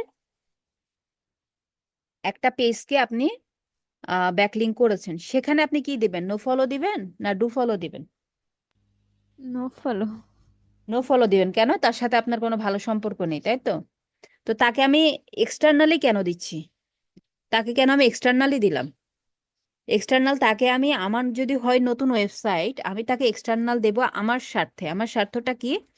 যে এসইওতে যখন আমরা কোনো ভালো পপুলার সাইটকে এক্সটার্নাল ব্যাকলিঙ্ক দেই, তখন আমার সাইটের ক্রেডিট বাড়ে, এবং সেটা একটা মিনিমাম ডু ফলোতে দিতে হয়, কারণ সেটা আপনার এসইও ইস্যুতে দেখাচ্ছে। কিন্তু আমাদের কিন্তু বলছে, র্যাঙ্ক ম্যাথ বলছে যে একটা অন্তত ডু ফলো দাও, একটা এক্সটার্নালে একটা ডু ফলো দেবে, আমাদের স্বার্থে আমাদের র্যাঙ্কিং বা স্কোর বাড়বে। তো অলওয়েজ যে আমাদের নিউজ সাইট থাকবে বা আমরা গরিব থাকবো ওয়েবসাইটের দিকে, তা তো না, তাই না? আমাদের ওয়েবসাইট এরকম, ক্লায়েন্টের ওয়েবসাইট এরকম টপ রেটেড বা প্রো টাইপ বা অনেক ভিজিটরওয়ালা ওয়েবসাইট হতে পারে না? তখন সে কেন এক্সটার্নাল দিবে? তখন সে এক্সটার্নাল দেবে কারণ ওই যে গরিব ওয়েবসাইট, মানে নতুন ছোট ওয়েবসাইট গুলা, তারা ওদেরকে এসে কন্ট্যাক্ট করে যে তোমার ওয়েবসাইটে কি আমাকে একটা ব্যাকলিঙ্ক দিবা। মনে করেন যে আমার ওয়েবসাইটটা, মনে করেন আমাদেরটা কি ছিল ওয়েবসাইটের নাম, আচ্ছা যাই হোক, মনে করেন গার্ডেনিং রিলেটেডই আমার একটা ওয়েবসাইট আছে, সাপোজ যে গ্রিন গার্ডেনিং নামে একটা গার্ডেনিং রিলেটেড ওয়েবসাইট আমার আছে। তো এইটা তো অনেক টপ রেটেড ওয়েবসাইট, অনেক ভিজিটর আসে। তো আমি তাকে বললাম যে ভাই তোমার ওয়েবসাইটে আমাকে কি একটা ব্যাকলিঙ্ক দিবা? তো সেক্ষেত্রে তার কি ওই স্কোর বাড়ানোর চিন্তা আছে, যে ওই চিন্তা করে সে আমাকে ব্যাকলিঙ্ক দিবে? না, কারণ তার অলরেডি ভিজিটর আছে, সে র্যাঙ্কিং অনেক কিওয়ার্ড তার র্যাঙ্কে আছে। তখন সে আমাকে ব্যাকলিঙ্ক দিতে রাজি হবে, তার বিনিময়ে তাকে কি করতে হবে? পে করতে হবে। তাকে একটা নির্দিষ্ট অ্যামাউন্ট যদি আমি তাকে পে করি, তার বিনিময়ে সে আমাকে কি করবে? একটা ব্যাকলিঙ্ক দিবে। এবং আমার কি সুবিধা হবে? আমি এখান থেকে কিছু ভিজিটর আমার ওয়েবসাইটে নিয়ে যেতে পারবো, নাম্বার ওয়ান। এবং যখন একটা পাওয়ারফুল ওয়েবসাইট আমাকে ব্যাকলিঙ্কিং দেবে, আমার ওয়েবসাইটের পাওয়ারটাও বাড়বে। এবং এখানে সে চাইলে ডু ফলো দিতে পারে, নো ফলো দিতে পারে, এটা তার ইচ্ছা। যদি তার সাথে কন্টাক্টে আমাদের, যেভাবে তার সাথে আমাদের কন্টাক্ট হবে, যে আমি তোমাকে তাদের এমন রেট থাকতে পারে যে আমরা ডু ফলো দেবো তোমাকে এত দিতে হবে, তোমাকে নো ফলো দেবো তোমাকে এত পে করতে হবে, তখন ওটা বুঝে আমরা পে করব। তাহলে নো ফলো আমাদের নিজেদের পেজের জন্য আমরা করি না, ডু ফলোই থাকে। এবং এই ডু ফলো যখন আপনার অন্য একটা ওয়েবসাইট আপনাকে দিবে, তখন সেটা ডু ফলোর পাশাপাশি এটাকে স্পন্সর্ড লিঙ্কও বলা হয়। কারণ ওই যে স্পন্সর্ড মানে হচ্ছে পেমেন্ট মেথড কিছু আছে এখানে, তাকে পে করেছেন, তার বিনিময়ে আপনাকে দিয়েছে। তো এটা যখন আমরা ব্যাকলিঙ্কটা করি, আমাদের ড্যাশবোর্ডে যে আমরা ব্যাকলিঙ্ক করেছিলাম না, লিঙ্কটা সিলেক্ট করে লিঙ্কটা ইনসার্ট করেছি, তাই না? তো যখন র্যাঙ্ক ম্যাথ প্রো থাকবে, ফ্রিতে ফিচারটা ছিল, তুলে দিয়েছে। র্যাঙ্ক ম্যাথ প্রো যখন থাকে, তখন ওখানে অপশন থাকে আপনার do follow no follow set করার অপশন থাকে, আপনি কি দিবেন। নো ফলো এটা তো আমরা যখন র্যাঙ্ক ম্যান যখন ইয়ে করি, ইনস্টল করি, ওই যে উইজার্টে যাওয়ার পর আমরা যখন এটাকে ওপেন করি, তখন তো থাকে নো ফলো এটা। এখন নো ফলো থাকে মানে বুঝিনি, এটা দেখবেন যদি নো ফলো কোনো এরকম অপশন থাকে যে দুটো সেটের অপশন আছে দিয়ে দিবেন, বাট ফ্রিতে আমি আমার ইন থেকে আমি আর পাই নাই, যেটা ডিফল্টে ডু ফলো হয়ে যাবে। যদি নো ফলো বাটন এনেবলের অপশন থাকে এনেবল করে দেখবেন, দেখে আমাকে জানাবেন, ঠিক আছে? যে আছে ওটা নো ফলো এটা। আচ্ছা, তাহলে ওটা এনেবল করে দেবেন, হয়তো আমি কোনো সময় স্কিপ করে গেছি এই জন্য আমার এখানে আসে না। তো সেক্ষেত্রে আপনারা দেখবেন যে এটা সিলেক্ট করার পরে নো ফলো ডু ফলো এই অপশনগুলো দেখায়, যদি দেখায় দ্যাটস ফাইন, তখন আপনি ওটা নো ফলো করে দিতে পারেন চাইলে। আর যদি কিছু অপশনই না থাকে তাহলে এটা অটোমেটিক্যালি ডু ফলোতে যাবে।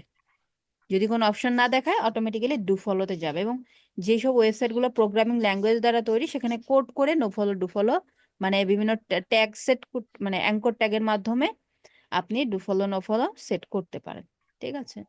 তো টার্মস গুলো জেনে রাখলাম আমরা, এতটুকু ক্লিয়ার কিনা? দেখাবে কোথায়?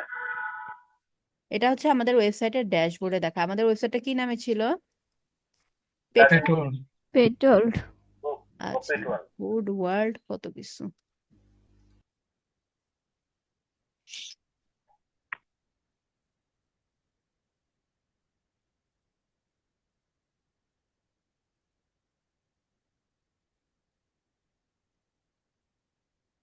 ব্যাপার তো সময় নিচ্ছে কেন?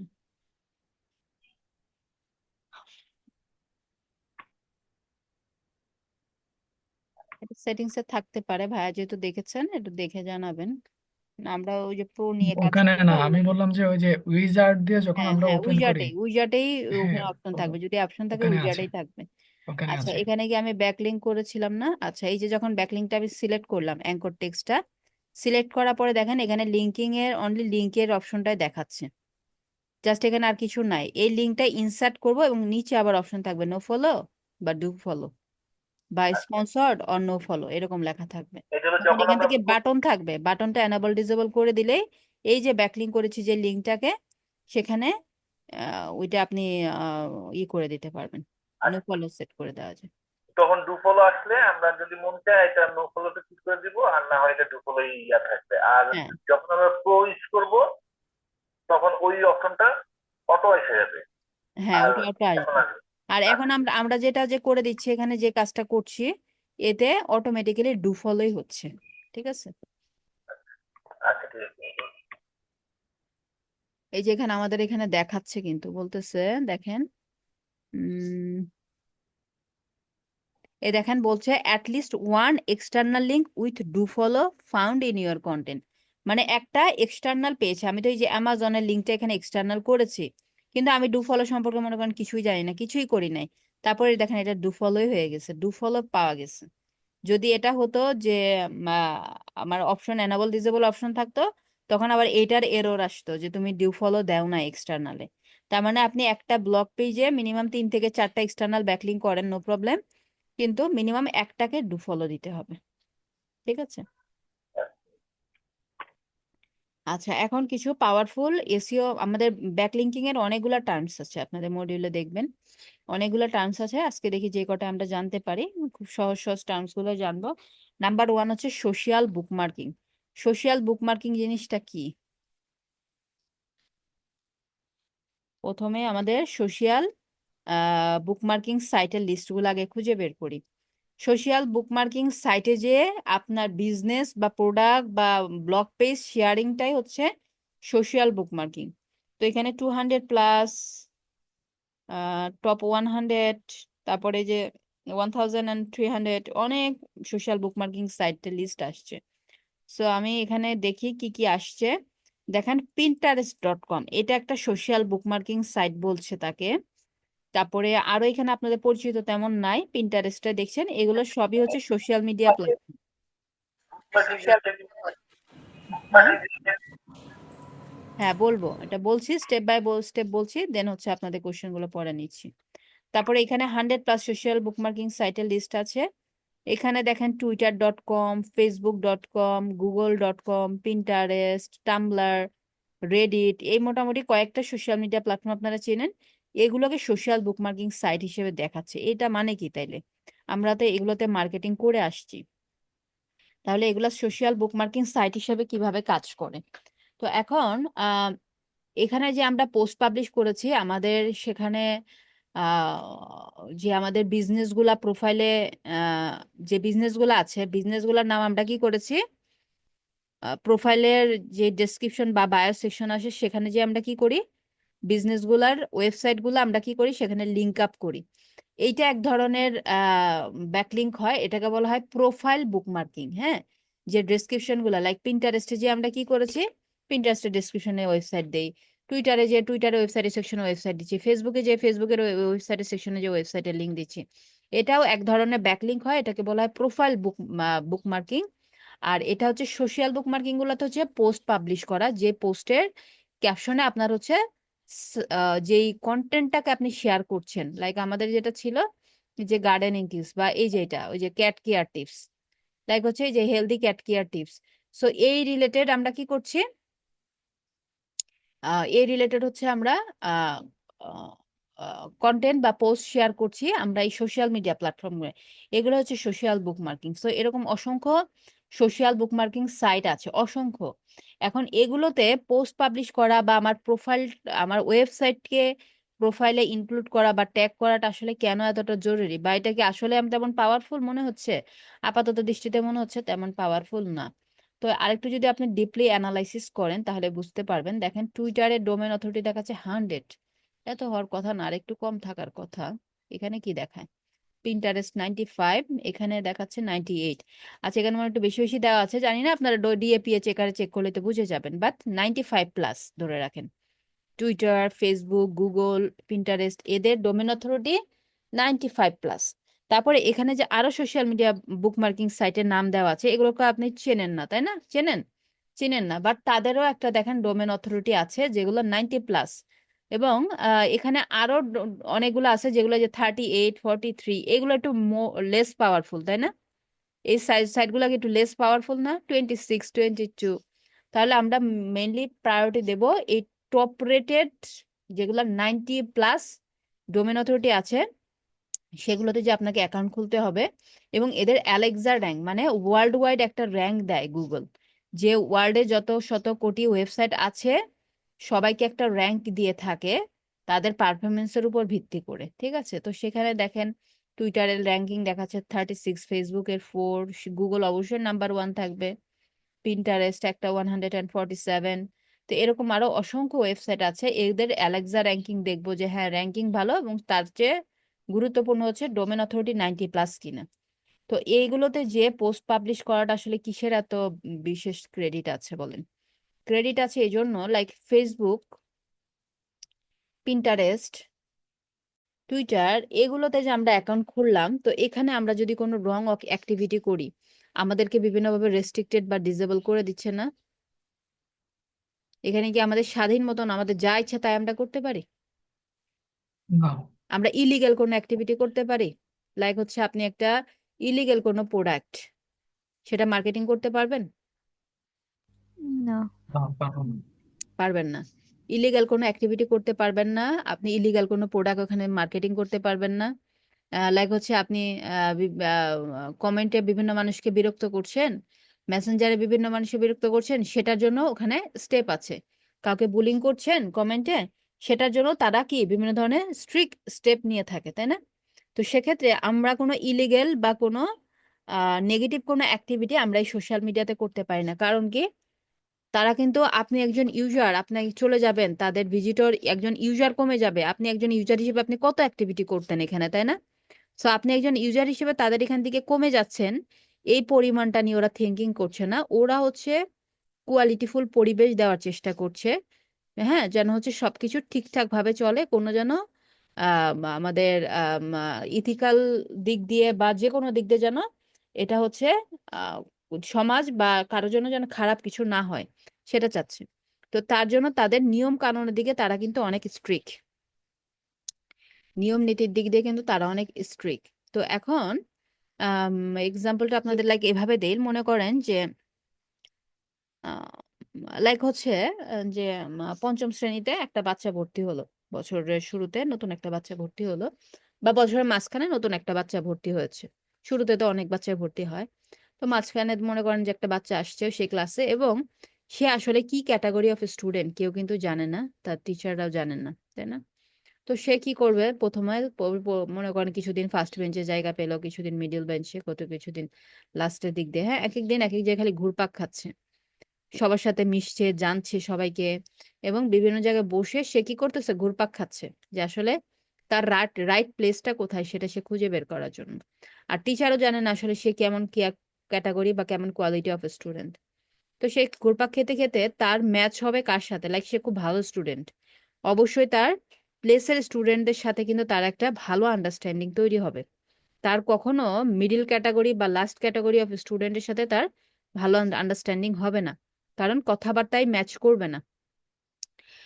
তো সেক্ষেত্রে তখন সে কি করলো, 15 days পরে সে প্রথম বেঞ্চে বসা শুরু করলো, সেই প্লেসের স্টুডেন্টদের সাথে, ফার্স্ট বয় সেকেন্ড বয়দের সাথে বসা শুরু করলো।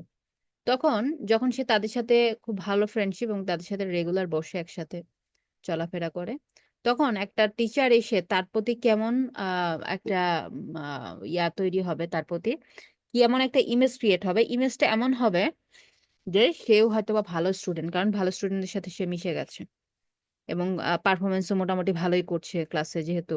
আবার তার এতদিনে 15 দিনে সে হচ্ছে এই প্লেসের স্টুডেন্টদের সাথে তার ভালো একটা ফ্রেন্ডশিপ তৈরি হয়েছে, তার মানে সে হয়তো বা ভালো স্টুডেন্ট। তা এই স্যারের কেন এরকম ইমাজিনেশন হলো, কারণ সে হচ্ছে ভালোদের সাথে মিশছে। তো সেক্ষেত্রে গুগলের ক্ষেত্রেও তাই, গুগলও তাই বোঝে, যখন দেখে যে এই যে হাই ডোমেন অথরিটিওয়ালা সোশ্যাল বুকমার্কিং সাইটগুলোর সাথে আমার বিজনেসটা কানেক্টেড। এখানে লাইক ফেসবুকে যখন আমি একটা পেজ খুলবো বা অ্যাকাউন্ট খুলবো, সেখানে আমার বিজনেস ওয়েবসাইটের লিংক দিতে হবে, আমার বিজনেসের ডিটেলস দিব, তারপর সেখানে আমি মার্কেটিং করব। তো এই যে অ্যাক্টিভিটিগুলো করছি, করার পরে যদি হচ্ছে আমার এখানে কোনো ক্রাইম থাকে বা আমার এখানে কোনো নেগেটিভ কোনো অ্যাক্টিভিটি থাকে, অবশ্যই আমি পানিশমেন্ট পাবো ফ্রম ফেসবুক, তাই না? ফেসবুক থেকে আমি একটা পানিশমেন্ট পাবো। সো যেহেতু আমি ভালো পারফরমেন্স হচ্ছে, আমার ফেসবুকের পারফরমেন্স ভালো, তখন গুগলের কাছে মনে হয় যে এই যে ভালো বা হাই ডোমেন অথরিটিওয়ালা সাইটগুলোর সাথে যে সে কানেক্টেড, তার মানে অবশ্যই সে ভালো কিছু শেয়ার করছে, তার কাছে ভালো কিছু আছে। সো এটা একটা পজিটিভ দিক দিয়ে দেখে গুগল। সো এটা একটা পজিটিভ ইমপ্রেশন ক্রিয়েট হয় আপনার সাইটের জন্য, এবং এটা একটা ব্যাকলিঙ্কিং প্র্যাকটিসও বটে।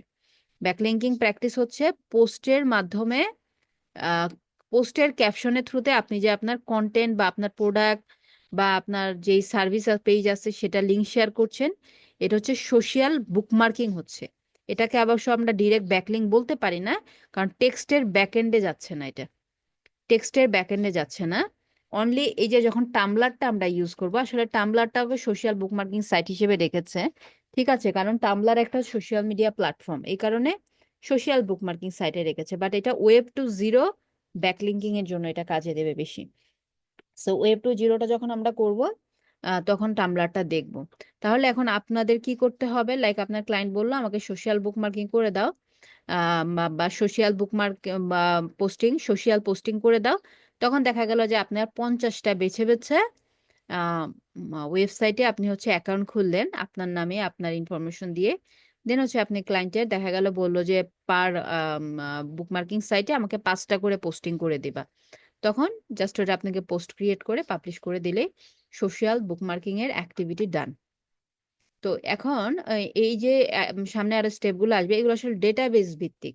আপনার কাছে যত ডেটাবেস থাকবে আপনার অ্যাক্টিভিটি গুলা তত পাওয়ারফুল হবে, প্লাস হচ্ছে আপনার ফিউচার কাজগুলা সহজ হয়ে যাবে। তা আপনি হচ্ছে একটা এক্সেল শিট রেডি করে নিতে পারেন, লাইক কিভাবে সাজাবেন সেগুলো।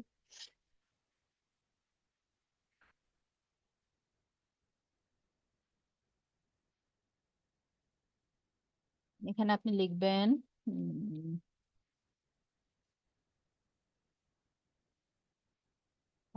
সোশ্যাল বুকমার্কিং,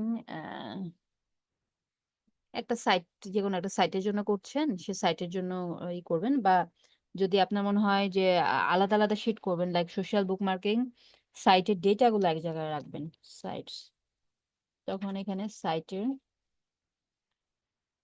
নাম্বার, দেন সাইটের হচ্ছে ওয়েবসাইট ইউআরএল, ওয়েবসাইটের লিংক দিবেন, ইউজার নেম জিমেল, আরেকটাতে থাকবে পাসওয়ার্ড। পাসওয়ার্ড। হ্যাঁ, তো আপনি ক্লায়েন্ট এতগুলো আপনাকে 20টা 50টা সোশ্যাল বুক মার্কিং সাইটের পোস্টিং এর জন্য আপনাকে তার জিমেল দিবে না যে তুমি তার অ্যাকাউন্ট সব জায়গায় খুলে খুলে তুমি কি করবা, বুক মার্কিং করবা। তো সেক্ষেত্রে আমরা এভাবে রাখবো সিরিয়াল নাম্বার, ওয়েবসাইটের ইউআরএল,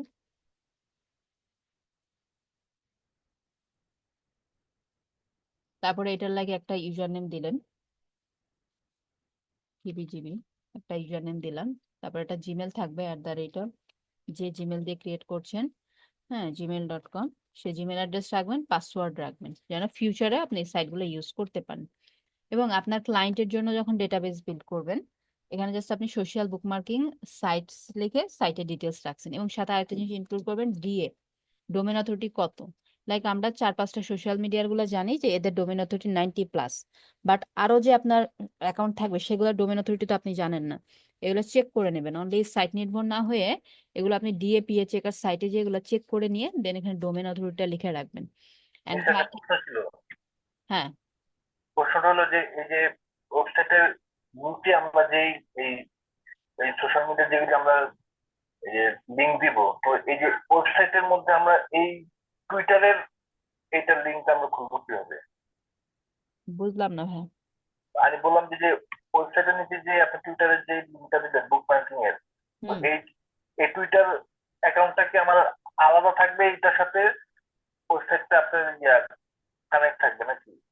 হ্যাঁ সেটাই বলছি, যাচ্ছি তো। এটাই আমাদের লাইক টুইটারে আমরা অ্যাকাউন্ট খুলবো, সেটা একটা ইউজার নেম থাকবে, আমাদের জিমেল অ্যাড্রেস থাকবে, পাসওয়ার্ড থাকবে। আগে ডেটা কিভাবে স্টোর করব সেটা বলছি। যেভাবে আমার হয়তো বা 50টা বা 100টা সোশ্যাল বুক মার্কিং সাইটে আমি কি করব, এখানে অ্যাকাউন্ট সাইন আপ থাকবে ওই ক্লায়েন্টের জন্য। ভালো ডোমেন অথরিটি যেটা হবে হচ্ছে 90+ থাকবে, যেটা ডোমেন অথরিটি। অ্যান্ড দেন ক্লায়েন্টকে যখন আপনি কাজটা করবেন তখন আপনি কিভাবে, আমি আরেকটা শিট নিচ্ছি, তখন আপনি সাজাবেন হচ্ছে কিভাবে, তখন আপনার সাজানোর ধরনটা একটু ডিফারেন্ট হবে। আপনি লিখবেন হচ্ছে সোশ্যাল মার্কিং ফর কোন ওয়েবসাইটের জন্য, একটা ওয়েবসাইট থাকবে আপনার, তাই না?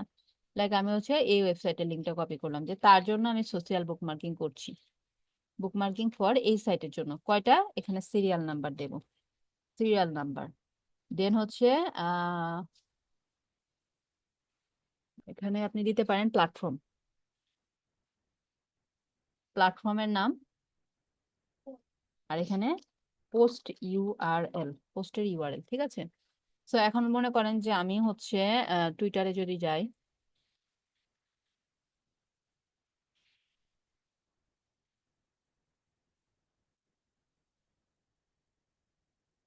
আচ্ছা টুইটারে আসার পরে মনে করেন যে হচ্ছে আমি আমার এখানে সোশ্যাল বুক মার্কিং করবো এই ক্লায়েন্টের জন্য, আমি এখানে পোস্ট আপলোড করে পাবলিশ করলাম। পাবলিশ করার পরে এটা হচ্ছে আমার ওই ক্লায়েন্টের পোস্ট। তখন আমি কি করব, এই পোস্টটার ইউআরএলটা নেব, এই যে ইউআরএলটা যেখানে তোমার আমি পোস্ট করেছি এই সোশ্যাল প্ল্যাটফর্মে। সো হ্যাঁ, তো এখানে তার ওয়েবসাইটের যে কন্টেন্ট বা প্রোডাক্ট বা যেই সার্ভিস পেজ সেটার ইউআরএল থাকবে ক্যাপশনে, ঠিক আছে? তখন আমি এটা এখানে এখানে দেখাবো যে তোমার প্ল্যাটফর্মটা হচ্ছে এটা টুইটার আর পোস্ট ইউআরএল এই যে এটা। এখন আপনার যদি এমন হয় যে আপনি পাবলিশের পর ডিলিট করে দেন, বাট যেটা ডিলিট করা ঠিক হবে না, পাবলিশডই থাকবে, আপনি স্ক্রিনশটের ইউআরএলটাও দিতে পারেন, বাট প্রয়োজন না আমি মনে করছি। এভাবে আপনার ডেটাবেসগুলো রেডি করবেন। এবং হতে পারে যে আপনার এই ফুল ওয়েবসাইট ওনার সেই একটা কন্টেন্টের জন্য আপনাকে বুকমার্ক করতে বলেছে। সে কন্টেন্টটা কি হতে পারে, মনে করেন যে লাইক হচ্ছে গার্ডেনিং টিপস রিলেটেড যে সাইটে আমরা ছিলাম, লাইক অনলি সে আমাকে বলল যে তার এই ব্লগটা যেটা এই যে 25 গার্ডেনিং টিপস শেয়ার করা হয়েছে, যে আমার অনলি এই ব্লগটার জন্য তুমি সোশ্যাল বুকমার্ক করো। তখন এইটার রিলেটেড পোস্ট আমার ডিজাইন, ইমেজ, ক্যাপশন রেডি করে আমাকে দিতে হবে। তখন আপনি এই লিঙ্কটা এখানে রাখবেন যে সোশ্যাল বুকমার্কিং ফর, এই যে কোন লিঙ্কটার জন্য করতেছেন সেই লিঙ্কটা এখানে, সেই লিঙ্কটা এখানে দিয়ে দেবেন যে আমি এই লিঙ্কটার জন্য, বা একটা প্রোডাক্ট লিঙ্ক হতে পারতো, প্রোডাক্ট পেজ হতে পারতো, সেটার লিঙ্ক আমরা এখানে দিয়ে দিতাম। ঠিক আছে, ক্লিয়ার? ওকে, দেন হচ্ছে যে দ্বিতীয় পাওয়ারফুল ব্যাকলিঙ্কিং এর টাইপ বলা হচ্ছে সেটা হচ্ছে ব্লক কমেন্ট। তো ব্লগ কমেন্টিংটা কি? ব্লগে যে কমেন্ট করা। কোন ব্লগে? রিলেভেন্ট টাইপস অফ যে ব্লগগুলো আছে, মনে করেন যে আমি গার্ডেনিং রিলেটেড লেখালেখি করি, সেক্ষেত্রে আমি খুঁজে বের করব কাদেরকে, যারা গার্ডেনিং রিলেটেডই কন্টেন্ট আছে এবং যাদের এখানে কমেন্ট সেকশন আছে। এখানে কমেন্ট নাই। যখন আমি এখানে লিখে সার্চ করব গার্ডেনিং টিপস, মনে করেন এটা আমার মেইন কিওয়ার্ড, আমার ক্লায়েন্ট গার্ডেনিং টিপস নিয়ে রাইটিং করেছে। সো এখন এখানে গার্ডেনিং টিপস নিয়ে যারা লিখেছে, সেখানে যাদের কমেন্ট সেকশন আছে তাদের কমেন্ট সেকশনে যে আমি ব্যাকলিঙ্ক করব আমার কন্টেন্টটা। তো এখন এইখানের এত শত হাজার ওয়েবসাইট থেকে কে কমেন্ট অপশন আসছে, কার এখানে অ্যানাবল আসছে, কার না, এটা খুঁজে বার করাটা একটু কঠিন না? যেমন এই প্রথমটাতে নাই কমেন্ট সেকশন, পরেরটাতে আছে কিনা আই ডোন্ট নো। দ্বিতীয়টাতে যাই, নাই, দেখেন কমেন্ট অপশন নেই। তাহলে এটি কি আমার জন্য একটু খুব কষ্টকর হবে না যে কমেন্ট বক্স কার এখানে আছে, যে আমি ব্লগ কমেন্টিং কাজটা করব? তখন আপনি এখানে একটু অ্যাডভান্স সার্চ দিবেন গুগলে, gardening tips, inverted comma double দেওয়ার পর লিখবেন লিভ আ রিপ্লে বা লিভ আ কমেন্ট। লিভ আ রিপ্লে আর হচ্ছে আপনি দিতে পারেন লিভ আ কমেন্ট। কমেন্ট, এই দুটো থেকে যে কোনো একটা লিখে সার্চ করবেন। আমি কপি করে একটু চ্যাট বক্সে দিয়ে দিই, চ্যাট বক্সে দিয়ে দিয়েছি। হ্যাঁ, তো আমি অনলি একটা, যে কোনো একটা লিখলাম, লিভ আ রিপ্লে। সো এখন দেখেন গার্ডেনিং টিপসে কিন্তু আর সেই ওয়েবসাইটটা নেই যেটা ছিল, তাই না? আছে? নেই। এখন যে আছে এগুলো কেটে দেই, অপ্রয়োজনীয় গুলা।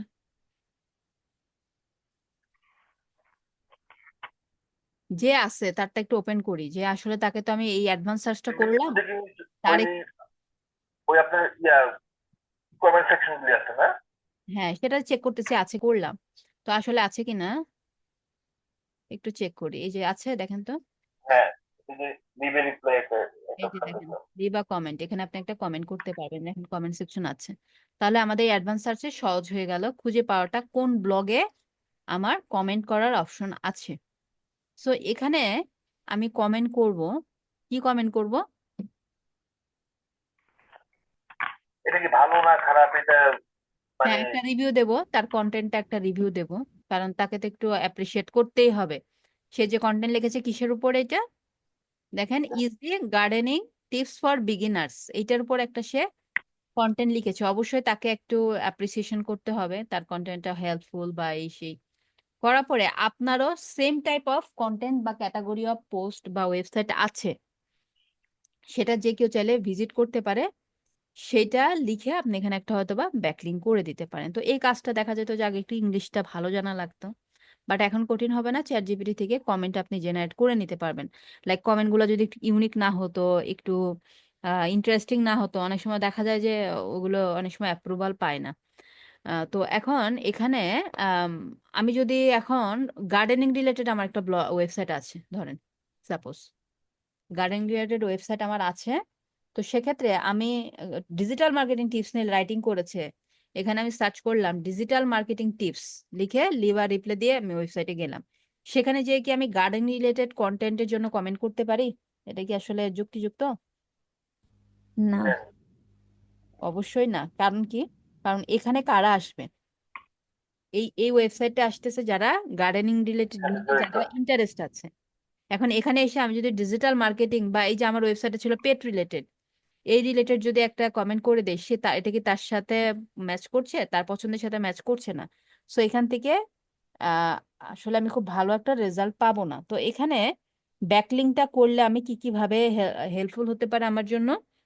নাম্বার ওয়ান, এই ওয়েবসাইটে যে ভিজিটর আসে সেখান থেকে কিছু ভিজিটর আমার ওয়েবসাইটে চলে যেতে পারে। আর নাম্বার টু, এই যে ব্যাকলিঙ্কিং করলাম, এই ব্যাকলিঙ্কিং কি এক একটা ক্রেডিট ক্রিয়েট করে আপনার ওয়েবসাইটের পাওয়ার, আপনার ওয়েবসাইটকে বুস্ট করবে এক একটা ব্যাকলিঙ্কিং।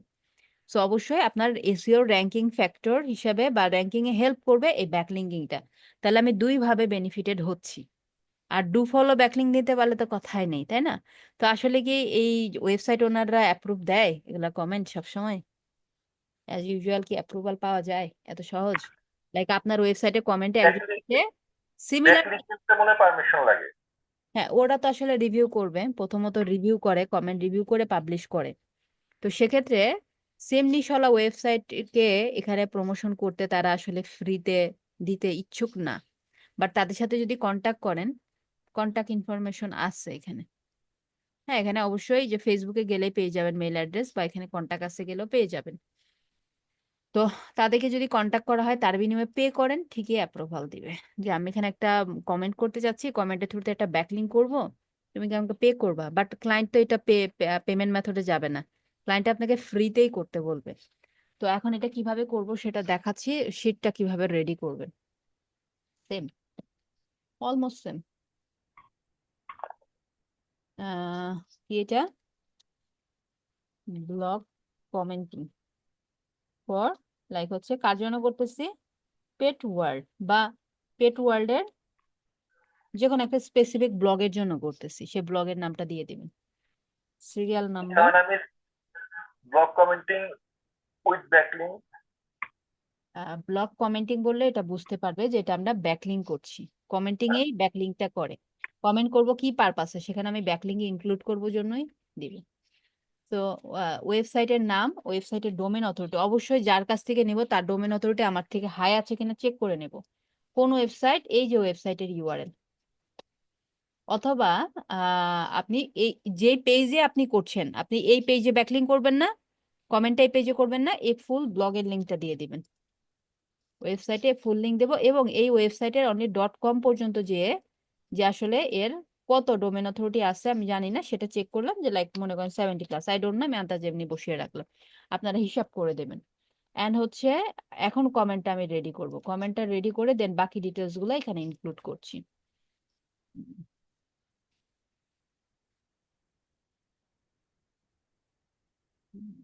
ব্লগটা কিসের উপরে? Gardening tips for beginners. Write a comment for the blog. Write a positive comment for the blog. Also would like to mention, কি মেনশন করব? I have the same category of blog site বা blog post, আর হচ্ছে blog post, জানি না কি দেবে, দেখি। দেন না হলে আবার কমেন্টটা সাধারণত নিজের মন থেকে দিলেই মনে হয় হ্যাঁ, ভালো। নিজে থেকে দিলে ভালো। যদি আমাদের রাইটিং এ প্রবলেম হয়, এটাকে আমরা মডিফাই করে দেবো, এটা চোখ বন্ধ করে নিয়ে যাব না। কিভাবে মডিফাই করব দেখেন। অ্যাবসলিউটলি লাভ দিস পোস্ট, ভালো কথা। Your tips are practical and inspiring, ভালো। তাকে যে তেল পট্টি মারা হলো এ পর্যন্ত। তারপরে I also blog gardening, truly appreciate how you are simplified the processing for beginners. আচ্ছা, কিছু দরকার নেই। the joy of the growing our own green spaces। আচ্ছা দেখেন, এখানে আমি বলেছিলাম প্রম্পটার মধ্যে যে একটা পজিটিভ কমেন্ট লেখো ফর দ্য ব্লগের জন্য। Also would like to mention, আমি মেনশন করতে চাই আমার একটা similar category of blog site আছে বা ব্লগ পোস্ট আছে, এটা মেনশন করতে চাই। কিন্তু আমি এখানে বলি নাই যে ডিরেক্ট ভিজিট করতে বলছি যে আমার সাইটটাতে ভিজিট করো, এরকম কিন্তু ডিরেক্ট কোনো ইনস্ট্রাকশন দেওয়া নাই। সো এই ক্যাপশনটা আমি নিতে পারি। দেখেন আপনার অবশ্যই টপিকের সাথে ম্যাচ করা হয়েছে, আপনি যদি ম্যানুয়ালি দেন এই বিষয়গুলো আসবে। আপনি যদি মনে করেন যে আমি এটা ম্যানুয়ালি আমি নিচে থেকে রাইট করে দেবো, সেম বিষয়গুলো আসবে। প্রথমত আপনার অ্যাপ্রিসিয়েশন করতে হবে তার কন্টেন্টটা। আমি এটার ভিতরে আমি যদি ওই গ্রামারলি দিয়ে একটু চেঞ্জ করে নেই, ইমপ্রুভ করে নিলে তো আরো ভালো। হ্যাঁ, অ্যাজ এই ইউ উইশ, এই আপনি কমেন্টটাই। প্যারাফ্রেজিং করে নিতে পারেন, নো প্রবলেম। এই যে এখানে টিপস দেওয়ার পরে তাকে এখানে অ্যাপ্রিসিয়েশন জানানোর পরে একটু নিচে আসলাম। এখন আমি যা বলতেছি, আমার also I also have a blog gardening, today appreciate. আচ্ছা, এই যে আমার আছে বলছি এখানে, ঠিক আছে। দেন এখানে ডিরেক্ট কিন্তু বলি নাই যে এটা আমার সাইটের লিঙ্ক বা এরকম কোনো কথা নাই। হ্যাঁ, দ্যাটস ফাইন, এরকমই থাকবে। এখন এখানে ব্যাকলিঙ্ক কিভাবে করবো? এখানে তো কোনো এলিমেন্ট দেওয়া নাই, তাই না? কোনো এলিমেন্ট নাই ব্যাকলিঙ্কের লিঙ্কিং করার মতন, যেমন এখানে আছে, ওয়েবসাইটে আছে। ওয়েবসাইটে তো সিলেক্ট করতে বা টেক্সট লিখতে কিন্তু আমার লিঙ্কিং অপশন আছে, বাট এখানে নেই। সেখানে আমরা হচ্ছে অ্যাঙ্কর ট্যাগ করব। অ্যাঙ্কর ট্যাগ মানে একটা হচ্ছে আমাদের কোডিং ট্যাগ, সেই কোডিং ট্যাগটা আপনাদেরকে দিয়ে দিচ্ছি। এই ট্যাগটার মাধ্যমে আপনি সেখানে ব্যাকলিঙ্ক করে নিতে পারবেন। সেটা কিভাবে একটু দেখাই এখানে আপনাদেরকে। ম্যাম এটা কি কোডিং ট্যাগ? হ্যাঁ, কোডিং ট্যাগ, অ্যাঙ্কর ট্যাগ। দেখেন যে কোনো কোডিং ট্যাগ স্টার্ট হয় এই যে এই সাইনটা দিয়ে, স্ট্রেপ ইকুয়াল, এখানে আপনার ওয়েবসাইটের ইউআরএলটা দিতে হবে। ওয়েবসাইটের ইউআরএল মানে যে পোস্টটাকে এখানে ব্যাকলিঙ্ক করতে যাচ্ছেন। দেন হচ্ছে এটা ক্লোজ হবে এখানে, এই যে এখানে ক্লোজিং সাইন, দেন অ্যাঙ্কর টেক্সট, কোন টেক্সটার ব্যাকএন্ডে আপনি এই ইউআরএলটা ইনসার্ট করবেন। আর টোটাল ট্যাগটা ক্লোজ হবে কি দিয়ে, এই যে এটা দিয়ে স্ল্যাশ দিয়ে টোটাল ট্যাগটা ক্লোজ হয়ে গেল। তো এই কোডটা আমাদের আগে সাজাতে হবে। ওয়েবসাইটের ইউআরএল কোনটা, আপনার কোন ব্লগ পোস্টটাকে আপনি এখানে লিঙ্ক আপ করাতে যাচ্ছেন। লাইক আমি আমার কোন পোস্টটা দেবো বলেন তো, ইশিখনের মনে করেন যে ওয়েবসাইটটা, মনে করেন আমি তো এরকম জোড়া তালি দিয়ে দেখাচ্ছি, বাট আপনাদের তো রিলেভেন্ট ওয়েবসাইট থাকবে, তাই না? রিলেভেন্ট ইউআরএল থাকবে, এটা তো আপনারা বোঝেন, তাই না? তো সেক্ষেত্রে এই যে ওয়েবসাইট ইউআরএল, এখানে আমার ডেস্টিনেশন ইউআরএল যেটা, যে পোস্টে আমি নিতে চাচ্ছি, সেটা আমি এখানে পেস্ট করলাম সিম্পলি। আর অ্যাঙ্কর টেক্সট কোনটা হতে পারে বলেন তো, কোন টেক্সটটাকে আমরা পিক করতে পারি for anchor texting? gardening and truly appreciate. Blog about gardening, এটা হতে পারে। এই টোটালটাকে আমি কাট করে নিয়ে যাব, এটা এখানে থাকবে না, কাট করে এখানে নিয়ে আসলাম। ওকে, ডান, আমার কোডিং ডান। এখন এই টোটাল এটা কোথায় বসবে, অলসোর পরে থেকে কাট করেছিলাম না, কাট করে এই টোটালটাকে এই যে অ্যাঙ্কর ট্যাগটা যে জায়গাটাতে ছিল সেখানে নিয়ে আসছি। ডান, আমার কাজ ডান। দেন হচ্ছে এটা আমি এখানে আমার নাম দিতে হবে, ইমেল দিতে হবে, ওয়েবসাইট ইউআরএল দিলে, পোস্ট কমেন্ট করলে এটা পেন্ডিং এ থাকবে। এখন এটাতে অ্যাপ্রুভ না হওয়ার সম্ভাবনাই বেশি, 90%ই ধরে নেন অ্যাপ্রুভ হবে না, ফ্রিতে দিতে চায় না। তখন ক্লায়েন্টকে কিভাবে বোঝাবেন যে আপনি কাজটা করেছেন? বোঝানোর জন্য এই পুরা পেজের লিঙ্কের ফাইলটা নেবেন। হ্যাঁ, এটা যে ইন্ডিকেট করে দেখিয়ে দিবেন যে এই যে দেখো ট্যাগিং করেছি আমি কোন সাইট, এই যে এই সাইটে, এই যে তোমার ওয়েবসাইটের ব্লগের লিঙ্ক, এগুলো আমি ইন্ডিকেট করে দেখিয়ে এখানে লিঙ্ক ক্রিয়েট করে কপি করলাম লিঙ্কটা। করার পর এখানে লিখবো হচ্ছে বিফোর কমেন্ট, এই লিঙ্কটা দিলাম। তারপর যদি কমেন্ট আমি 2 দিন পরে এসে চেক করব, তারপর যদি সে অ্যাপ্রুভ করে আফটার কমেন্ট, তারপরে যদি সে অ্যাপ্রুভ করে সেক্ষেত্রে কি হবে, ওই লিঙ্কটা এখানে আবার স্ক্রিনশট দিয়ে দেব। আবার এখানে একটা নোট দিয়ে দেব, নোট থাকবে যে এখানে নোটে লিখে দেব যে এটা অ্যাপ্রুভ করছে, ওটা বিইডি অ্যাপ্রুভড। হ্যাঁ, অ্যাপ্রুভ, তাকে একটা নোট দিয়ে দেব। বা যেটা নট অ্যাপ্রুভড, যেটা অ্যাপ্রুভ করে না, not approve, approve not approve. তো এইভাবে আমি লাইক 50টা ওয়েবসাইটে ব্লক কমেন্ট করলাম। করার পর এখান থেকে দেখা গেল 20টা ওয়েবসাইট অ্যাপ্রুভ করেছে, বা অনেকের অটো অ্যাপ্রুভাল থাকে, অটো অ্যাপ্রুভ হয়ে গেছে। তখন কি হবে বলেন তো, তখন আপনি যখন নেক্সট টাইমে আবার গার্ডেন রিলেটেড কোনো ওই ক্লায়েন্টের জন্য কাজ করতে যান, বা এই ক্লায়েন্টের জন্য আবার কাজ করতে যাচ্ছেন, তখন ওই যে আপনি তো জানেন যে এই 20টা ওয়েবসাইট অ্যাপ্রুভাল দেয়, তখন আপনি কি এই টোটাল 50টা ওয়েবসাইটে আর কমেন্ট করতে যাবেন? অবশ্যই যাবেন না। আপনি চাইবেন ম্যাক্সিমাম অ্যাপ্রুভাল পাওয়া যায় এমন সাইটে যাওয়ার জন্য, তখন ওই 20টাতে আপনি করবেন। তাহলে দেখেন ডেটা বেসটা যদি আপনার বিল্ড হয়ে যায়, তাহলে আপনার কাজটা কিন্তু অনেক সহজ হয়ে যাবে। ঠিক আছে, তো এখন এটা একটু আমরা একটু টেস্ট করব যে আসলে আমাদের এটা, এখানে তো আসলে কোনো লিঙ্ক আপ আমরা দেখতে পাচ্ছি না। তো এটা আমরা একটু টেস্ট করে দেখব যে আসলে এটা কতটা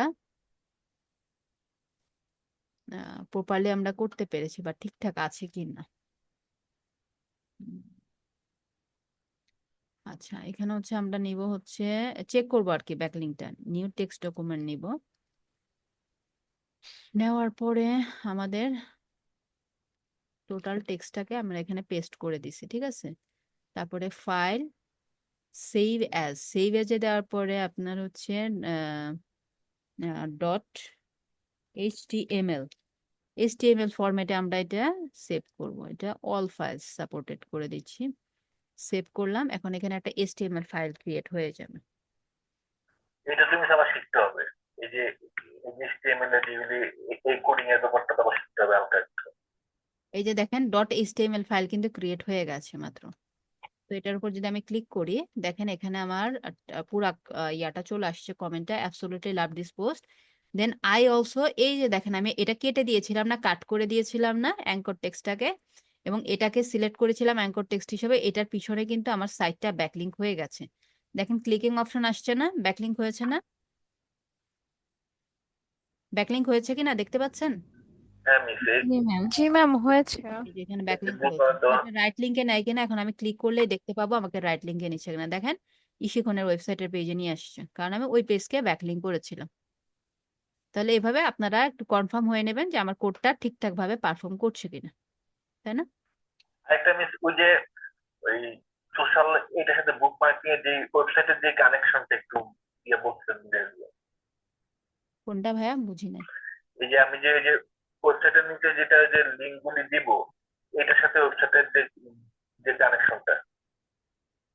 এখানে অবশ্যই লিঙ্ক ইনসার্ট করবেন আপনার ক্লায়েন্টের ওয়েবসাইট। সে বলে দেবে যে আমার এই 2টা ব্লগ, 4টা ব্লগ বা এই 5টা ব্লগের তুমি ব্লগ কমেন্টিং করবা।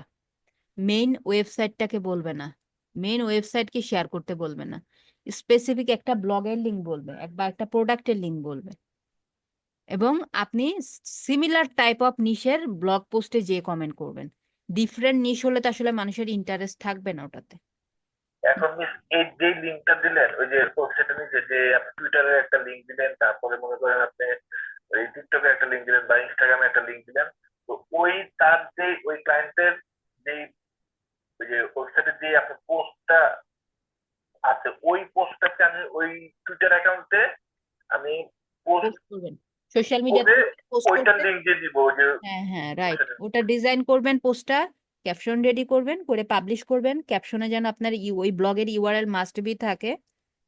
দেন সেটা পোস্ট করে সে পোস্টের ইউআরএল এখানে আপনি ক্লায়েন্টকে পোর্টফোলিও আচ্ছা, হিসেবে, মানে পোর্টফোলিও বলতে কাজের, আপনার যে কাজ তাহলে কাজের তাহলে আপনার এই জায়গায় কোনো কানেকশনের ব্যাপার স্যাপার নাই যে ওই যে ওয়েবসাইটের সাথে এটা টুইটারে কানেক্ট না হবে না এরকম কোনো ব্যাপার স্যাপার না নাই। না কানেক্ট করতে হবে এমন না, আপনার অ্যাকাউন্টে আপনি কাজগুলো করবেন। আচ্ছা ঠিক আছে। ক্লায়েন্টের অ্যাকাউন্ট খুলে নিতে হবে এরকম কোনো বাধ্যবাধকতা নেই। ওকে, তো এই পর্যন্ত সবাই বুঝেছেন? জি। এই ব্লগ কমেন্টিং এর মতনই হচ্ছে ফোরাম পোস্টিং, কোশ্চেন অ্যান্সার সাইটের ব্যাকলিঙ্কিং, এই দুটো অলমোস্ট সেম। এইগুলো আগামী দিন মানে আমাদের 3টা ক্লাস লাগবে অফ পেজের, মোটামুটি আমাদের আরো অনেকগুলো টার্মস আছে, এখানে তো এই কয়টা মেনশন করা, বাট আমাদের ওই ওয়েবসাইট দেখে দেখে আমরা হচ্ছে বাকি টার্মস গুলো শিখে নেব। তো আপনাদের এখানে অ্যাসাইনমেন্ট দেওয়ার মতন কিছু নাই, আমি অ্যাসাইনমেন্ট দিব না, বাট আপনারা এই জিনিসগুলো একটু প্র্যাকটিস করবেন, প্র্যাকটিসে রাখবেন, জাস্ট খালি বিষয়গুলো একটু বোঝার চেষ্টা করবেন তাহলেই হবে। মিস, এই যে আমরা তো যে সোশ্যাল বুক মার্কেটিং বুঝলাম, এটা বুঝলাম, এটা যে ফোরামের এটা আর ওই যে একদম লাস্টের যেটা ওগুলো ছিল। আরো আরো আছে, শুধু ফোরাম না, আরো অনেক কিছু আছে, মডিউলে দেখবেন, ওগুলো আস্তে আস্তে শিখবো আমরা পর্যায়ে। আচ্ছা ঠিক আছে। ঠিক আছে, ঠিক আছে। আপনাদের অ্যাটেন্ডেন্সটা নিয়ে নিচ্ছি, দেন কোশ্চেন থাকলে কোশ্চেন নিব। আচ্ছা, ক্লাস নং 29 আজকে, serial number 2, 3, Present, ma'am. 4, Yes, ma'am. 5, Yes, ma'am. 6, Yes, ma'am. 7, 8, ছিলেন তো মনে হয় আপু, 9, 10, 11, 12,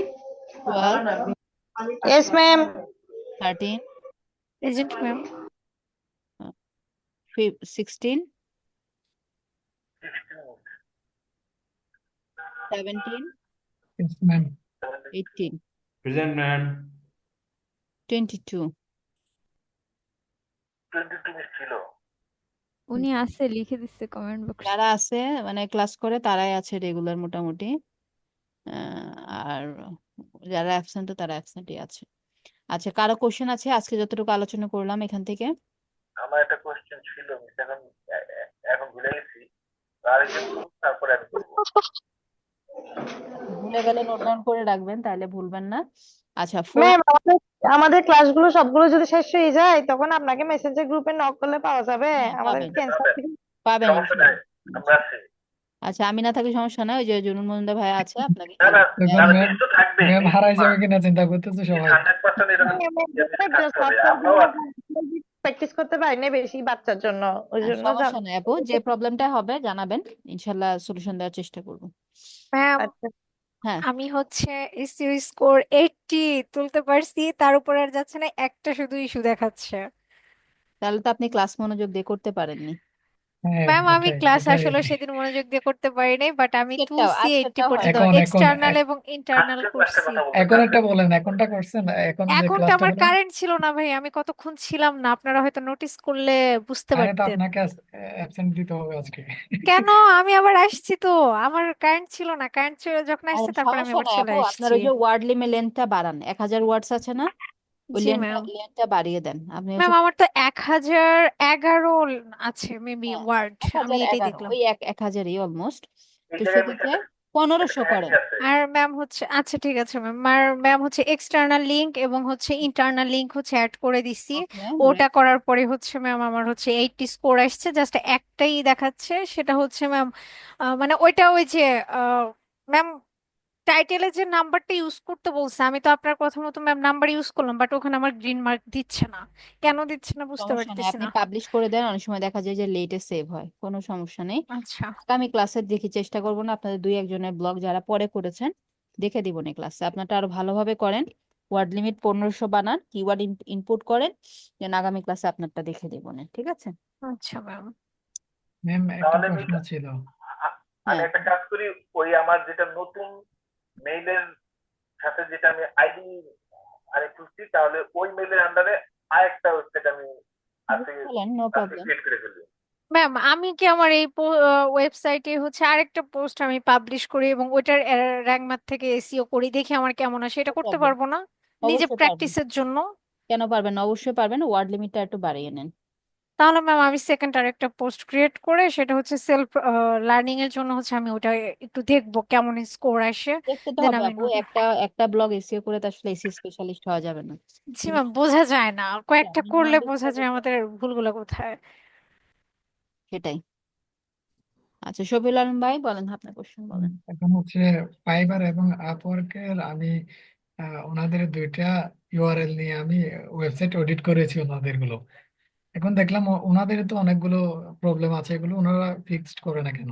প্রবলেম থাকতে পারে, আবার অনেক সময় দেখা যায় যে অনেক ভ্যালিড প্রবলেম না, ইনভ্যালিড প্রবলেম আসে, আচ্ছা, এই অনেক যে ইনভ্যালিড প্রবলেম আসে। স্প্যাম স্কোর যেগুলো থাকে এগুলো কি ইয়ে করা যায়, মানে কমিয়ে আনা যায় হ্যাঁ, কোনোভাবে? কমিয়ে আনা যায়, কমিয়ে আনা যায় ওদের তাহলে ফাইবারের তো প্রায় 50 পর্যন্ত স্প্যাম স্কোর আছে, এগুলো কি? আসতে পারে, ওগুলা মার্কেট প্লেস তো, ওরা তো আসলে ওদের গোল অন্য, ওদের গোল ডিফারেন্ট, এখানে বিভিন্ন ধরনের অ্যাক্টিভিটি হয়, স্প্যাম স্কোর বাড়ছে ইউজারদের অ্যাক্টিভিটির জন্য, ঠিক আছে, আমরা ইউজার না, বায়াররা ইউজার না, ইউজারদের বিভিন্ন অ্যাক্টিভিটির জন্য স্প্যাম স্কোর বেড়ে যায়।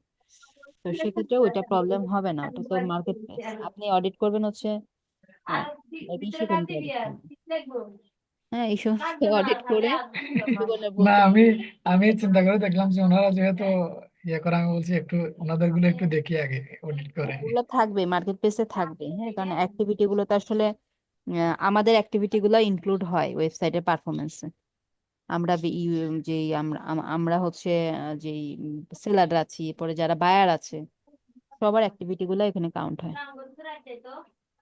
ম্যাম ক্লায়েন্ট যে আমাদের হচ্ছে সোশ্যাল মিডিয়া মার্কেটিং এর ক্ষেত্রে যে পেজ সেট আপ তো না হয় সে তার পেজের হচ্ছে এটা আমাদের দিল, অ্যাক্সেসটা আমাদের দিল, কিংবা হচ্ছে টোটাল ডিটেলস আমাদের দিল, আমরা সেটা করে দিলাম, বাট ম্যাম যদি কোনো ক্লায়েন্ট এরকম কোশ্চেন করে যে আমাকে একটা লোগো অ্যান্ড হচ্ছে কভার ক্রিয়েট করে দিতে হবে, তো সেই ক্ষেত্রে ম্যাম আমরা ওটা ক্রিয়েট করে ওটা কিভাবে তাদের হচ্ছে আবার দিয়ে দেবো, মানে ডেলিভারি দিব কিভাবে?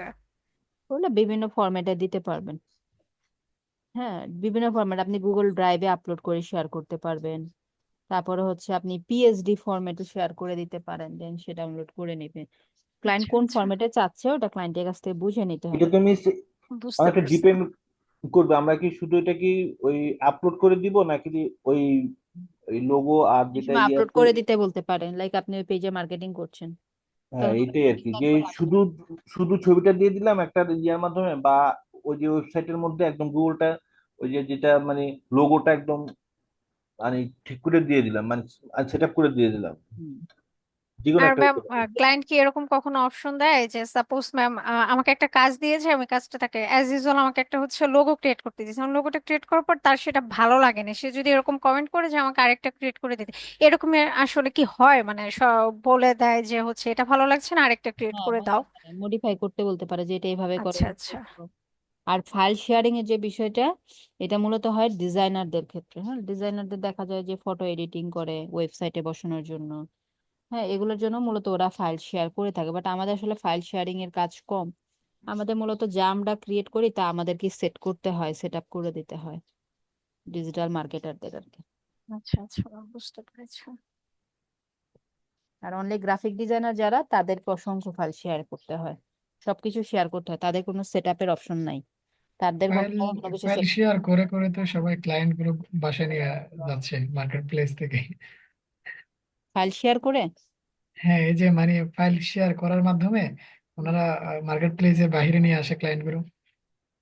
ফাইল শেয়ারের মাধ্যমে কিভাবে আনবে? ওই যে কন্টাক্ট ইনফরমেশন ওখানে দিয়ে হ্যাঁ, ওখান থেকে আর ওটা কি। এমনিও পাওয়া যায় ওই ক্লায়েন্টে। যদি আপনার ফাইল শেয়ার করে কন্টাক্ট ইনফরমেশন শেয়ার করতে হয় না, কারণ ওখানে ফাইল শেয়ারিং এর মাধ্যমে কন্টাক্ট ইনফরমেশন শেয়ার করলে যদি প্রয়োজন না হয় কন্টাক্ট ইনফরমেশন শেয়ার করা, সেটা ফাইবার ধরতে পারলে অ্যাকাউন্ট ব্যান করে দেবে। তো জেনে শুনে কোনো বুদ্ধিমান সেলার এটা করবে না। বাট আমি যদি সেই ক্লায়েন্টকে বাহিরে আনতে চাই, সেই ক্লায়েন্টের সাথে যদি বাহিরে আমি কাজ করতে চাই, অনেক মেথড আছে, ক্লায়েন্টরাই নক দিবে। অনেক মেথড আছে, ঠিক আছে। আমার ইনস্টাগ্রাম, আমার ফেসবুক মেসেঞ্জারে অনেক মেসেজ আসে যে ফাইবার থেকে দেখে ওরা আসছে, বাইরে নক করছে, বাইরে কাজ করাবে, এটা কি মিস আসছে বাইরে পেইড? ফাইবারে। হ্যাঁ, কিন্তু কাজ করাবে হচ্ছে বাহিরে। তো ওখানে নক দিচ্ছে যে আমি আসছি ইয়া থেকে। তো ওটা যে ক্লায়েন্ট আসার আপনার এমনি আসবে, বা আপনি যদি চান সেই ক্লায়েন্টকে খুঁজে পাওয়া কোনো বিষয়ই না। ঠিক আছে, খুঁজে পাওয়া কিন্তু কোনো বিষয়ই না এটা। ফাইবার তো 20% কেটে দেয়, এই জন্য হয়তো হ্যাঁ হ্যাঁ, বাইরে আমরা আসার জন্য আর বাইরে কি। আসি যে হচ্ছে যে ক্লায়েন্ট গুলো হচ্ছে আসলে ট্রাস্টেড মনে হয়, শুরুতে আপনি 20% চিন্তা করে বাইরে নিয়ে এসে তা ধরা খাওয়া যাবে না, তাই না? হুম। বিপদে পড়া যাবে না। তাই শুরুতেই হচ্ছে আমার 20% কমানোর চিন্তা করলে তো হবে না। তো তখন আমরা কি করি যে যদি কোনো একটা কারণে একটা ভুল হয়ে যায়, এটা কি ফাইবার স্বীকার করা যায় মানে আমার ভুল হয়ে গেল, সামনে আর হবে না এরকম? না, কোনো ভুল মানে এখানে মার্জনা ম্যাম, করা অনেক হবে। অনেক অনেক বড় বড় ফ্রিল্যান্সার আছে টপ রেটেড, ওনাদের তো এরকম কোনো একটা যদি ভুল হয়ে যায় কোনো কারণ, তাহলে কি হবে? বের করে দেবে ডাইরেক্ট ঘাট ধরে। কোন দিন বের করে দেয় আমাকে এটা চিন্তায় আছি। ডাইরেক্ট একদম ডিরেক্ট আপনার ঘাট ধরে বের করে দেবে, কোনো অপশন নাই, সেকেন্ড অপশন নাই, কোনো কোনো সেকেন্ড অপশন দিবেই না যে হ্যাঁ যাও তোমাকে এটা ওয়ার্নিং দিলাম। ওয়ার্নিং খুব কম দেয়, খুব কম দেয় ওয়ার্নিং, আজকে ডিরেক্ট মিস ব্যান করে দেবে। আজকে মিস আমাকে ওয়ার্নিং দিবে, কালকে আপনাকে এইভাবে, তো তাইলে ওদের শুধু ওয়ার্নিং, এই হ্যাঁ, ওয়ার্নিং এর উপরই ওয়ার্নিং থাকতে এরা হবে। ওগুলো পরোয়া করে না। ওই যে রেপুটেশন, ওদের রেপুটেশন ঠিক রাখার জন্য একদম ডিরেক্ট ব্যান করে দেবে। তো এই কারণে খুব কেয়ারফুল থাকতে হবে যেন এরকম কিছু না হয়, ওই টাকার লোভ করা যাবে না। তো আমাকে এই যে দেখা যাচ্ছিল মেসেজটা পাচ্ছি না, খোঁচাচ্ছে খুব ইনস্টাগ্রামে ফেসবুকে, ফাইবার থেকে এসেছে আমাকে দেখে। তো সেক্ষেত্রে এই, আমি তো কাজ করবো না এইভাবে বাহিরে। সো যে ক্লায়েন্টের সাথে আমার একটা ট্রাস্ট বিল্ড হবে, আমি মিনিমাম 6 মান্থস কাজ করবো যার সাথে, তার সাথে বাহিরে আসবো, এছাড়া বাহিরে কখনোই যাব না সে ক্লায়েন্টের সাথে কাজ করতে। একটা ভালো ম্যাম, উনি বাহিরে নক দিলে বাইরে কাজ করা যাবে না কেন? উনি যেহেতু আপনাকে মেসেঞ্জারে নক দিচ্ছে, তাইলে মেসেঞ্জারে দিচ্ছে, ইনস্টাগ্রামে দিচ্ছে, তো তাহলে তো কাজ করা যায় বাইরে, মার্কেট এইভাবে প্লেসে বাইরে তো করে, কাজ করা কিন্তু যায়। এইভাবে কাজ করা যায়। আবার দেখা যায় যে তার সাথে আমার কথা হয়েছিল, যখন আমি এটা বুঝেছি কিভাবে, সে আমাকে তার ইউটিউবে চ্যানেলের লিংক দিয়েছে ইউটিউব মার্কেটিং এর জন্য। চ্যানেল লিংক যখন মেসেঞ্জারে দিল, তখন মনে হলো এর সাথে তো কথা হয়েছিল, মনে হচ্ছে এই চ্যানেলটা পরিচিত লাগ, যেহেতু চ্যাটিং হয়ে গেছে, যদি চ্যাট না হতো সেক্ষেত্রে এটা পজিটিভ ছিল, যে একদমই চ্যাটিং হয় না তার সাথে, সেক্ষেত্রে আমি এটা যেতাম। বাট আসলে এগুলা রিস্ক নেই না, কারণ আসলে যদি এরকম ভেরিফাই করার সিস্টেম নেই মিস, ধরেন এই যার সাথে আমার আমার চ্যাটিং হচ্ছে উনি কি ভালো ইয়া ট্রাস্টেড, নাকি এরকম অন্য কারোর সাথে কন্ট্যাক্ট করে যে ওনার ব্যাপারে। এটা আসলে তো ওভাবে কাজ করলে বোঝা যায়, এছাড়া বোঝা যায় না। ম্যাম স্ক্যামার আমি বেশি তো তো, অনেক দেখলাম যে বেশি হচ্ছে ম্যাম স্ক্যামার। আপওয়ার্কের কাজ বা ফাইবারের কাজে হচ্ছে যারা আমাদের হচ্ছে কাজ দেবে তাদের হচ্ছে প্রোফাইলে নিচে হচ্ছে দেওয়া থাকে অনেক সময় যে ম্যাম সে আসলে রিয়েল পার্সন কি না, দেখা যায় সে আরো কাকে দিয়ে কাজ হ্যাঁ, কাজ করিয়েছে সেখানে করিয়েছে রেটিং কিনা দেয়, এটা হ্যাঁ দেখা ম্যাম থাকে, হ্যাঁ ওগুলা শো করে। তো ওটা থেকে আমরা বুঝতে পারবো যে সে হচ্ছে ট্রাস্টেবল পার্সন কিনা, তার কাজটা আমি করব কিনা। লাইক লাইক তাদের পেমেন্ট মেথড অ্যাড আছে কিনা এটা বোঝা যায়। হ্যাঁ তারপর হ্যাঁ ম্যাম যারা এরকম দিয়েছে দেখেছি কয়েকটা আছে। এভারেজ রেটিং কেমন দিয়েছে, কয়জন দিয়ে কাজ করিয়েছে, এগুলো সব দেখা যায়, এগুলো দেখে বুঝে কাজ করা যায়। কিন্তু বাহিরে তো আপনি এটা বুঝতে পারবেন না যে আপনাকে বাহিরে নক দিচ্ছে, তার হ্যাঁ হ্যাঁ হ্যাঁ স্ট্যাটাসটা বুঝতে তো আপনি পারছি জানেন ম্যাম। না। সেই জন্য আর কি এটা নতুন অবস্থায় আসলে একটু রিস্ক নেওয়া যেতে পারে, যে কিছু কিছু রিস্ক নেয় বা না নেওয়াটাই ভালো। আমি ম্যাম আর এখন অ্যাকাউন্ট খুলি নাই, আমি জাস্ট ইউটিউবে মাঝে মাঝে একটু টিউটোরিয়াল গুলো আর দেখি, দেখে একটু আইডিয়া নিতে বুঝি যে থাকেন, কেমন দেখেন, কেমন আইডিয়া কি নিতে হতে দেখেন। পারে। এখন থেকে আইডিয়া নেন, খুলতে হ্যাঁ হবে। ম্যাম আমি এখন আইডিয়াই নিচ্ছি। হ্যাঁ, এখন অনেকে আছে আরেকটা মিস কিছুই যেটা জানে হলো না, জানুন আপনার অনেক রিভিউ যে সময় চলে যাবে। সিস্টেমটা বিভিন্ন জায়গায় দেখলাম কি যে আপনার বলে যে ওই যে আপনার আপনার নেদারল্যান্ডের বিভিন্ন ক্লায়েন্টের কাছ থেকে আপনাকে রিভিউ নিয়ে দিবে 10টা, ইউকে থেকে নিয়ে দিবে 10টা। হ্যাঁ, এই জন্য তারা আপনার মানে ইয়া করে, হ্যাঁ মানে অফার করে যে আপনার আমার কাছে আসেন, আমি আপনার অ্যাকাউন্টে হ্যাঁ ওই নেদারল্যান্ডের 10টা রিভিউ দিব, ইউকে 10টা রিভিউ ফাইবার দিয়ে দিব। অ্যাকাউন্টে হ্যাঁ, এগুলো আসলে স্প্যামিং ওয়েতে যাওয়া যাবে না, কারণ রিস্ক আছে, এগুলো রিস্ক আছে। যদি ধরা পড়েন না পড়েন তো ভালো, বাট ধরা পড়লে শেষ অ্যাকাউন্ট। তাহলে তো এটা তাহলে কি যারা ম্যাম ফাইবার এই ইয়েতে বিশ্বাসী যে লোভে পাপ পাপে মৃত্যু, বেশি লোভ করলে একবারে ঘাট ধরে বাইর করে দেবে, একদম। তাহলে আমি সেটা যে ওরা যে এটা প্রচুর যে কড়াকড়ি তারা। অফার করে তাহলে এটা কেউ দেখে না? দেখলে তাদের কি যায় আসে, ফাইবারের অ্যালগোরিদম সেট করা আছে, ধরতে পারলে তারা অ্যাকাউন্ট ব্যান করে দেবে। সো এটা বাহিরে কে কি অফার করলো এটা তো ফাইবারে দেখার কোনো দরকার নেই। আচ্ছা, ফাইবারের প্ল্যাটফর্মে কে কি অফার করতেছে, ফাইবারের প্ল্যাটফর্মে কে সার্ভিস অফার করতেছে কিনা এটা দেখার। এইটা দেখবে তারা। ম্যাম বা আপওয়ার্কে তো আমাদেরও এখন উচিত এখন এটা দেখা, কানেক্ট যেহেতু আমরা দেয় না মনে ফাইবার হয় থাকবো। নতুনদেরকে। আপওয়ার্কে কিভাবে কাজ করে নতুনরা কিনে? আপওয়ার্কে ইনভেস্ট করতে হবে, ইনভেস্ট ছাড়া গতি নাই, এবং আপওয়ার্কে ইনভেস্ট করতে পারলে কাজ আছে। হ্যাঁ, এখন হাজার যেহেতু হাজার শত ফ্রি, শত জব পেন্ডিং। ইনভেস্ট ম্যাম মানে কি, মানে কি আমি এখন কি টাকা যেহেতু ইনভেস্ট করবো? ফ্রিতে যেহেতু কানেক্ট দিচ্ছে না, তাহলে ওখান থেকে অনেকে চলে আসতেছে। এখন যদি ইনভেস্ট করে যদি কাজ করা যায় হয়তো বা কাজ পাওয়া যাবে এখানে। ইনভেস্ট করতে হবে, দেখেন মিস হাজার হাজার ইনভেস্টের ডলার ব্যাপারটা কি? আমি আমি কি ইনভেস্ট টাকা ইনভেস্ট পলিসিটা করবো? কেমন হবে একটু যদি ডিটেলসে বলতেন। এগুলো আমি তো ক্লাস, জাস্ট ভিডিও দেখছি। আমি একটা ওভারভিউ ক্লাস নিব মার্কেট প্লেসের উপরে। ম্যাম আচ্ছা এগুলো আচ্ছা। ওই বলবো। যে ওই দিন বলছিলাম না, আমাদের যে প্রবলেম সলভিং ক্লাসগুলো আছে এগুলো আমরা একদম শেষে নেব, মানে একদম শেষে আমাদের মার্কেট প্লেসের ক্লাস শেষ হয়ে যাওয়ার পরেই। না, তারপরে একদম। নেওয়া যাবে না, ওইটা নিয়ম নাই। কেন ম্যাম?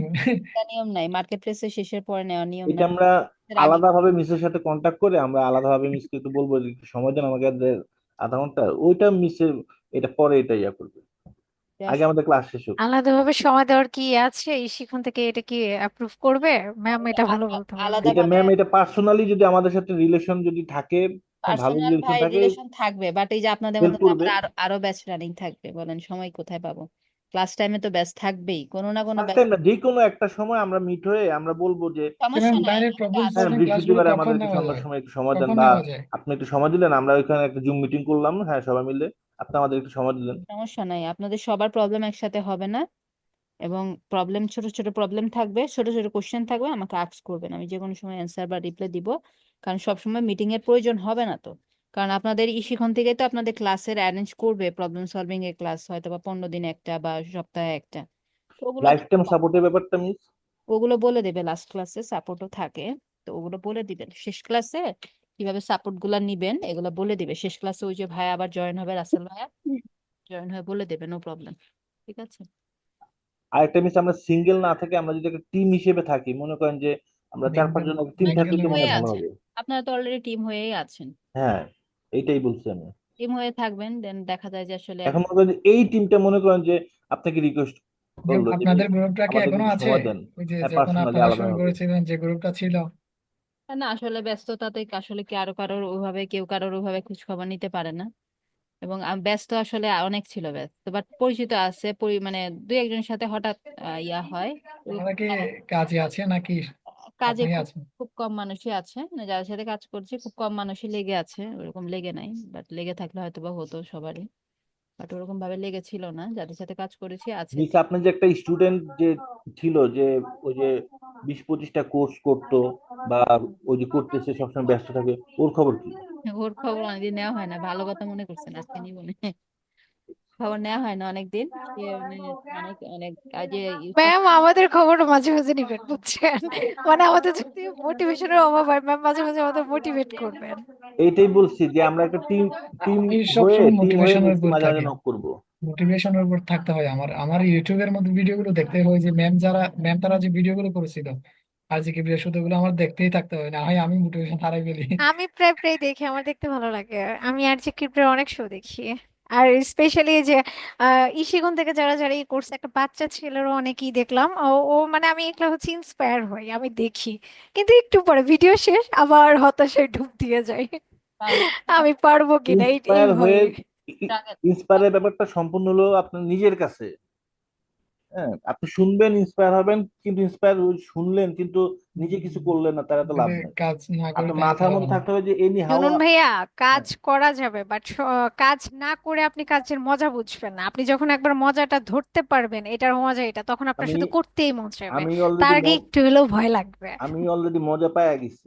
এই জন্যই আপনি এই কথা বলতে, আমি তো এখনো কাজের ভিতরে ঢুকিনি। আমি জাস্ট এই যে ম্যাম যে ইনস্ট্রাকশন গুলো দেয় এগুলো ফলো করি, ম্যামের ক্লাসগুলো দেখা যায় যখন মিস করি আর ফ্রি টাইমে ওগুলো আবার একটু রিভিউ করি। এইভাবে করে করে আমি নিজে নিজে আগে হচ্ছে নিজের ইটা বাড়াচ্ছি, হ্যাঁ, এইটাই আর কি। লার্নিংটা বাড়াচ্ছি। মজা আমি পাইতে এখনো হবে। কাজের ভিতরে যাই নাই, যেটা অনেস্টলি স্পিকিং। আমি জাস্ট হ্যাঁ, ভিডিও গুলা দেখি, করে দেন এগুলো একটু সবাই। বুঝি। আসলে প্রবলেম লাইফে আছে, যেমন অসুস্থতা, সুস্থতা, অনেক বিষয় প্রবলেম লাইফে কিন্তু আছেই। তো এগুলো থাকবেই। তো এগুলো সাময়িক, হ্যাঁ, এটা পার্মানেন্ট না। জি লাইফের ম্যাম। যে যে বাধাগুলো, এগুলো কিন্তু পার্মানেন্ট না। তো এগুলোকে এক ওগুলোর পাশে, মধ্যে সময় বের করে নিতে হবে। ওগুলোর মধ্যেই সময় বের করতে হবে আসলে। হ্যাঁ, লাইক আমি এখন প্রবলেম আছে 2 days, তো বাকি এখন আমি প্রবলেম থেকে বের হয়ে আসছি, এখন হাতে সময় আছে। এখন আমি ঘোরাঘুরি না করে বা ফোনে বেশি সময় না দিয়ে ভিডিওস না দেখে, এখন আমার কি গোল হবে যে 2 days আমি 4 দিনের কাজ করে নেব 2 days-এ। হ্যাঁ, তো এভাবে আসলে নিজেকে এগিয়ে নিয়ে যাওয়ার চেষ্টা করা লাগবে, হবে ইনশাল্লাহ। যারা আসলে চেষ্টা করে সাকসেস আসে, এটা তো আসলে আপনার আপনাকে দিবে তো বলাই আছে। আপনার পরিশ্রমের উপর আপনার ভাগ্য নির্ধারণ করে দেবে। তো এখানে হতাশ হওয়ার কিছু নাই, চেষ্টা করেন, ইনশাল্লাহ সবাই সাকসেস হবেন। No problem. আর মিস, একটা জিনিস যদি আমরা যদি শিখে ফেলাই, তারপরে যদি এই 2 মাস যদি আমরা যদি নাও থাকি, রেস্টে থাকি বা অন্য কাজে, তারপরে কিন্তু সমস্যা নাই।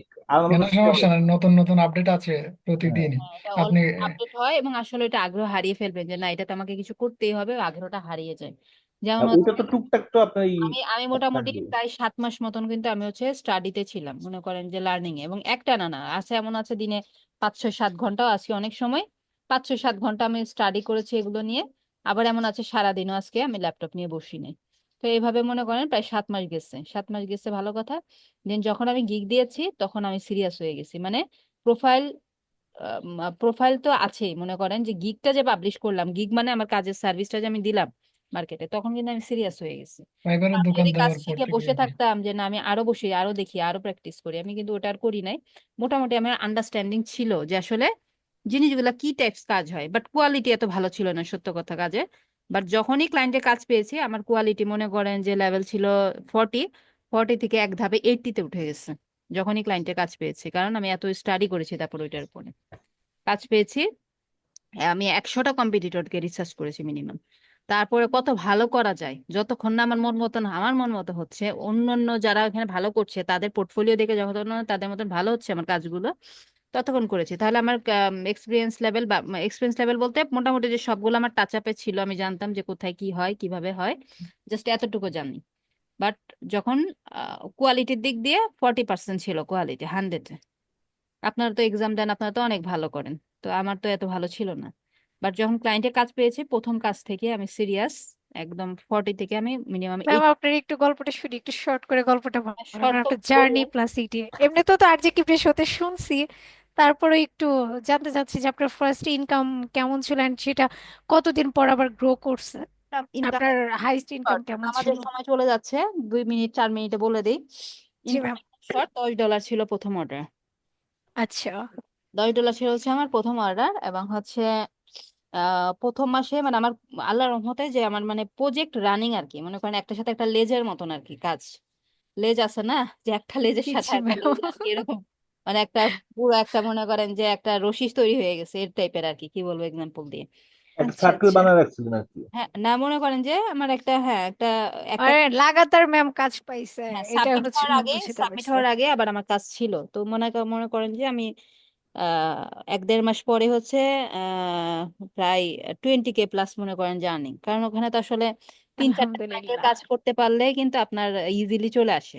একটা ক্লায়েন্টের কাজ করলে আপনি মিনিমাম 8 থেকে 10 হাজার টাকা আর্ন করতে পারবেন একটা ক্লায়েন্টের কাজে, অল্প স্বল্প কাজ, সোশ্যাল মিডিয়াতে যে টাইপ অফ কাজ আমরা দিই। তো সেক্ষেত্রে কিন্তু অল্প আর্নিং দিয়ে শুরু হয়েছে $10, ওইটাই অনেক, অনেকে আছে $100 $200 $500 দিয়ে কাজ শুরু হয়, এরকম রেকর্ডও আছে অনেকের। বাট এটা কি ম্যাম টোটালি লাখের উপর ফেভার করে না, যে আমার $100 $200 আসবে, এটা লাখের উপর না? অবশ্যই অবশ্যই, এটা আর আল্লাহ পাক রিজিকে যার যতটুকু রাখছে, সে বাট ততটুকুই পাবে। চেষ্টা তো আছে, চেষ্টার বিষয় আছে না। জি Like, জি অবশ্যই ম্যাম। আমার এখন হচ্ছে ফাইবারের মনে করেন গিগটা ডাউন আছে, তো গিগ ডাউন থাকলে আমার বাহিরে ক্লায়েন্ট আছে জন্য আমার চলছে, কাজ আমার চলে যাচ্ছে, আমি ওগুলো নিয়ে অনেক ব্যস্ত। তো এখন ফাইবারে আমি নতুন ক্লায়েন্ট আসছে না, কিন্তু তারপরেও আমি নতুন কাজের জন্য চেষ্টা করছি না। তাহলে কি আল্লাহ পাক আমাকে দিয়ে যাবে? আমার পুরোনো ক্লায়েন্টগুলো রিটার্ন হয়েছে জন্য আল্লাহ ওগুলো রাখছে ভাগ্যে, তাই আসতেছে। বাট নতুন আরো কাজ পাওয়ার জন্য সেটা তো আমি ট্রাই করিনি। লাইক আপওয়ার্কে আমি অ্যাপ্লাই করছি না, বা অন্য কোনো জায়গায় আমি ট্রাই করছি না, পুরোনো ক্লায়েন্টের খবর নিচ্ছি না, যারা কাজ করিয়েছিল তাদের খোঁজ খবর নিলে তাদের সাথে আবার হচ্ছে কানেক্ট হওয়ার ট্রাই করলে দেখা যায় যে হ্যাঁ তাদের প্রয়োজন হলে তারা আবার বলে যে হ্যাঁ করো। তো সেগুলো করছি না। তো এগুলো যখন আমি করব, তো আমার লাকটা তো নির্ভর করবে এই যে আমার অ্যাক্টিভিটির উপরে অনেকটা। সো আমি যখন ট্রাই করছি আরো কাজ পাওয়ার জন্য, সো আমার কাজ আসতে পারে, বাট আমার ট্রাই করছি না, আমি এখানে স্টপ আছি। কারণ যেগুলো আসছে আছে পুরোনো ক্লায়েন্ট, তাদের কাজ নিয়ে এনগেজড বা ব্যস্ত। তো ওই যে ভাগ্যে যতটুকু আছে সেটা আসবে, বাট আসলে পরিশ্রমটা অ্যাড করতে হবে, সাথে চেষ্টাটা অ্যাড করা লাগবে, নিশ্চয়ই। চেষ্টাটা অ্যাড করা মানে লাগবে। যে কানেকশনের যেই ব্যাপারটা আমার, ওই ওইটা ডিটেইলে কানেকশন বলবো, ওইটা বিল্ড এখন আপ এই করতে মুহূর্তে হবে আপনি সবার বুঝবেন সাথে। না, এক লাইনে বললে এখন বুঝবেন না। আমি বলবো আপনাদের মার্কেট প্লেস নিয়ে একটা ক্লাস নিয়ে নিবো না মাঝখানে, অফ পেজ এসইওটা শেষ হোক, দেন ফ্রিল্যান্সিং আর আপওয়ার্কের একটা ওভারভিউ ধারণা দেবো কোথায় কিভাবে কাজ হয়, ঠিক আছে? আর ঠিক ফাইবারে আছে কিন্তু ম্যাম। আগে অ্যাপ্লাই করা যেত জবে, এখন তো যায় না, বাট যখন অ্যাপ্লাই করা যেত ওটা আমি পেয়েছিলাম ওই সিস্টেমটা। আমার প্রথম 3টা কাজ, মানে লাইফের প্রথম 3টা কাজ পেয়েছি আমি জবে অ্যাপ্লাইয়ের মাধ্যমে ফাইবারে। সেখানে আমার কয়টা অ্যাপ্লিকেশন সেন্ড হয়েছে নাম্বারটা দেখা যেত, 400 সামথিং এরকম আর কি অ্যাপ্লিকেশন সেন্টের পরে, মানে সেন্ট হচ্ছে ওর পাশাপাশি প্রথম 3টা জব আমি পেয়েছিলাম ওই অ্যাপ্লিকেশনের থ্রুতে। এছাড়া বাকি যত জব সব হচ্ছে আমাকে সার্চে পেয়েছে ক্লায়েন্টরা, মানে ওখানে র্যাঙ্কিং এর যে বিষয়টা আছে ওটা দেখাবো না আগামী একটা কোনো ক্লাসে। র্যাঙ্কিং এর থ্রুতে আমার গিগটা জি ম্যাম, ওভারঅল একটা যদি ধারণা দিতেন তাহলে আমাদের ওভারঅল, আসলে ভালো হ্যাঁ হতো, মানে শিওর, অনেক হচ্ছে কারণটা কোশ্চেন আছে অফ আমাদের। পেজটা লিঙ্কডইন শেষ। থেকে যে সমস্ত আপনার মেইল আসে, মানে জবের অফার আসে, জবের ইয়ে দেখলাম। ম্যাম লিঙ্কডইনেও কি এরকম রেস্ট্রিক্টেড করছে এখন যে জব অ্যাপ্লাই করতে পারবো না, না নাকি পারবে, এটা এটা ঠিক আছে? ঠিক আছে, পারবে। লিঙ্কডইনে তো আচ্ছা আচ্ছা। প্রতিদিনই মেইল আসে দেখি। হ্যাঁ ওগুলো। আমি অ্যাকাউন্ট খুলবো, এখনো খুলি নাই, আমি খুলবো, ওই এনআইডির জন্য একটু বসেছিলাম ম্যাম। ওকে, ঠিক আছে, তাহলে সবাই ভালো থাকবেন, আগামী ক্লাস পর্যন্ত সুস্থ থাকবেন, আজকে ঠিক এখানে। আছে। ম্যাম অ্যাসাইনমেন্টের লিঙ্কটা দিয়ে দিয়েন। ওকে, ঠিক আছে, দিয়ে দেবো। আসসালামু আচ্ছা, আলাইকুম। আসসালামু আলাইকুম ম্যাম। সালাম আলাইকুম। আসসালামু আলাইকুম ম্যাম। ওয়ালাইকুম ওয়ালাইকুম আসসালাম।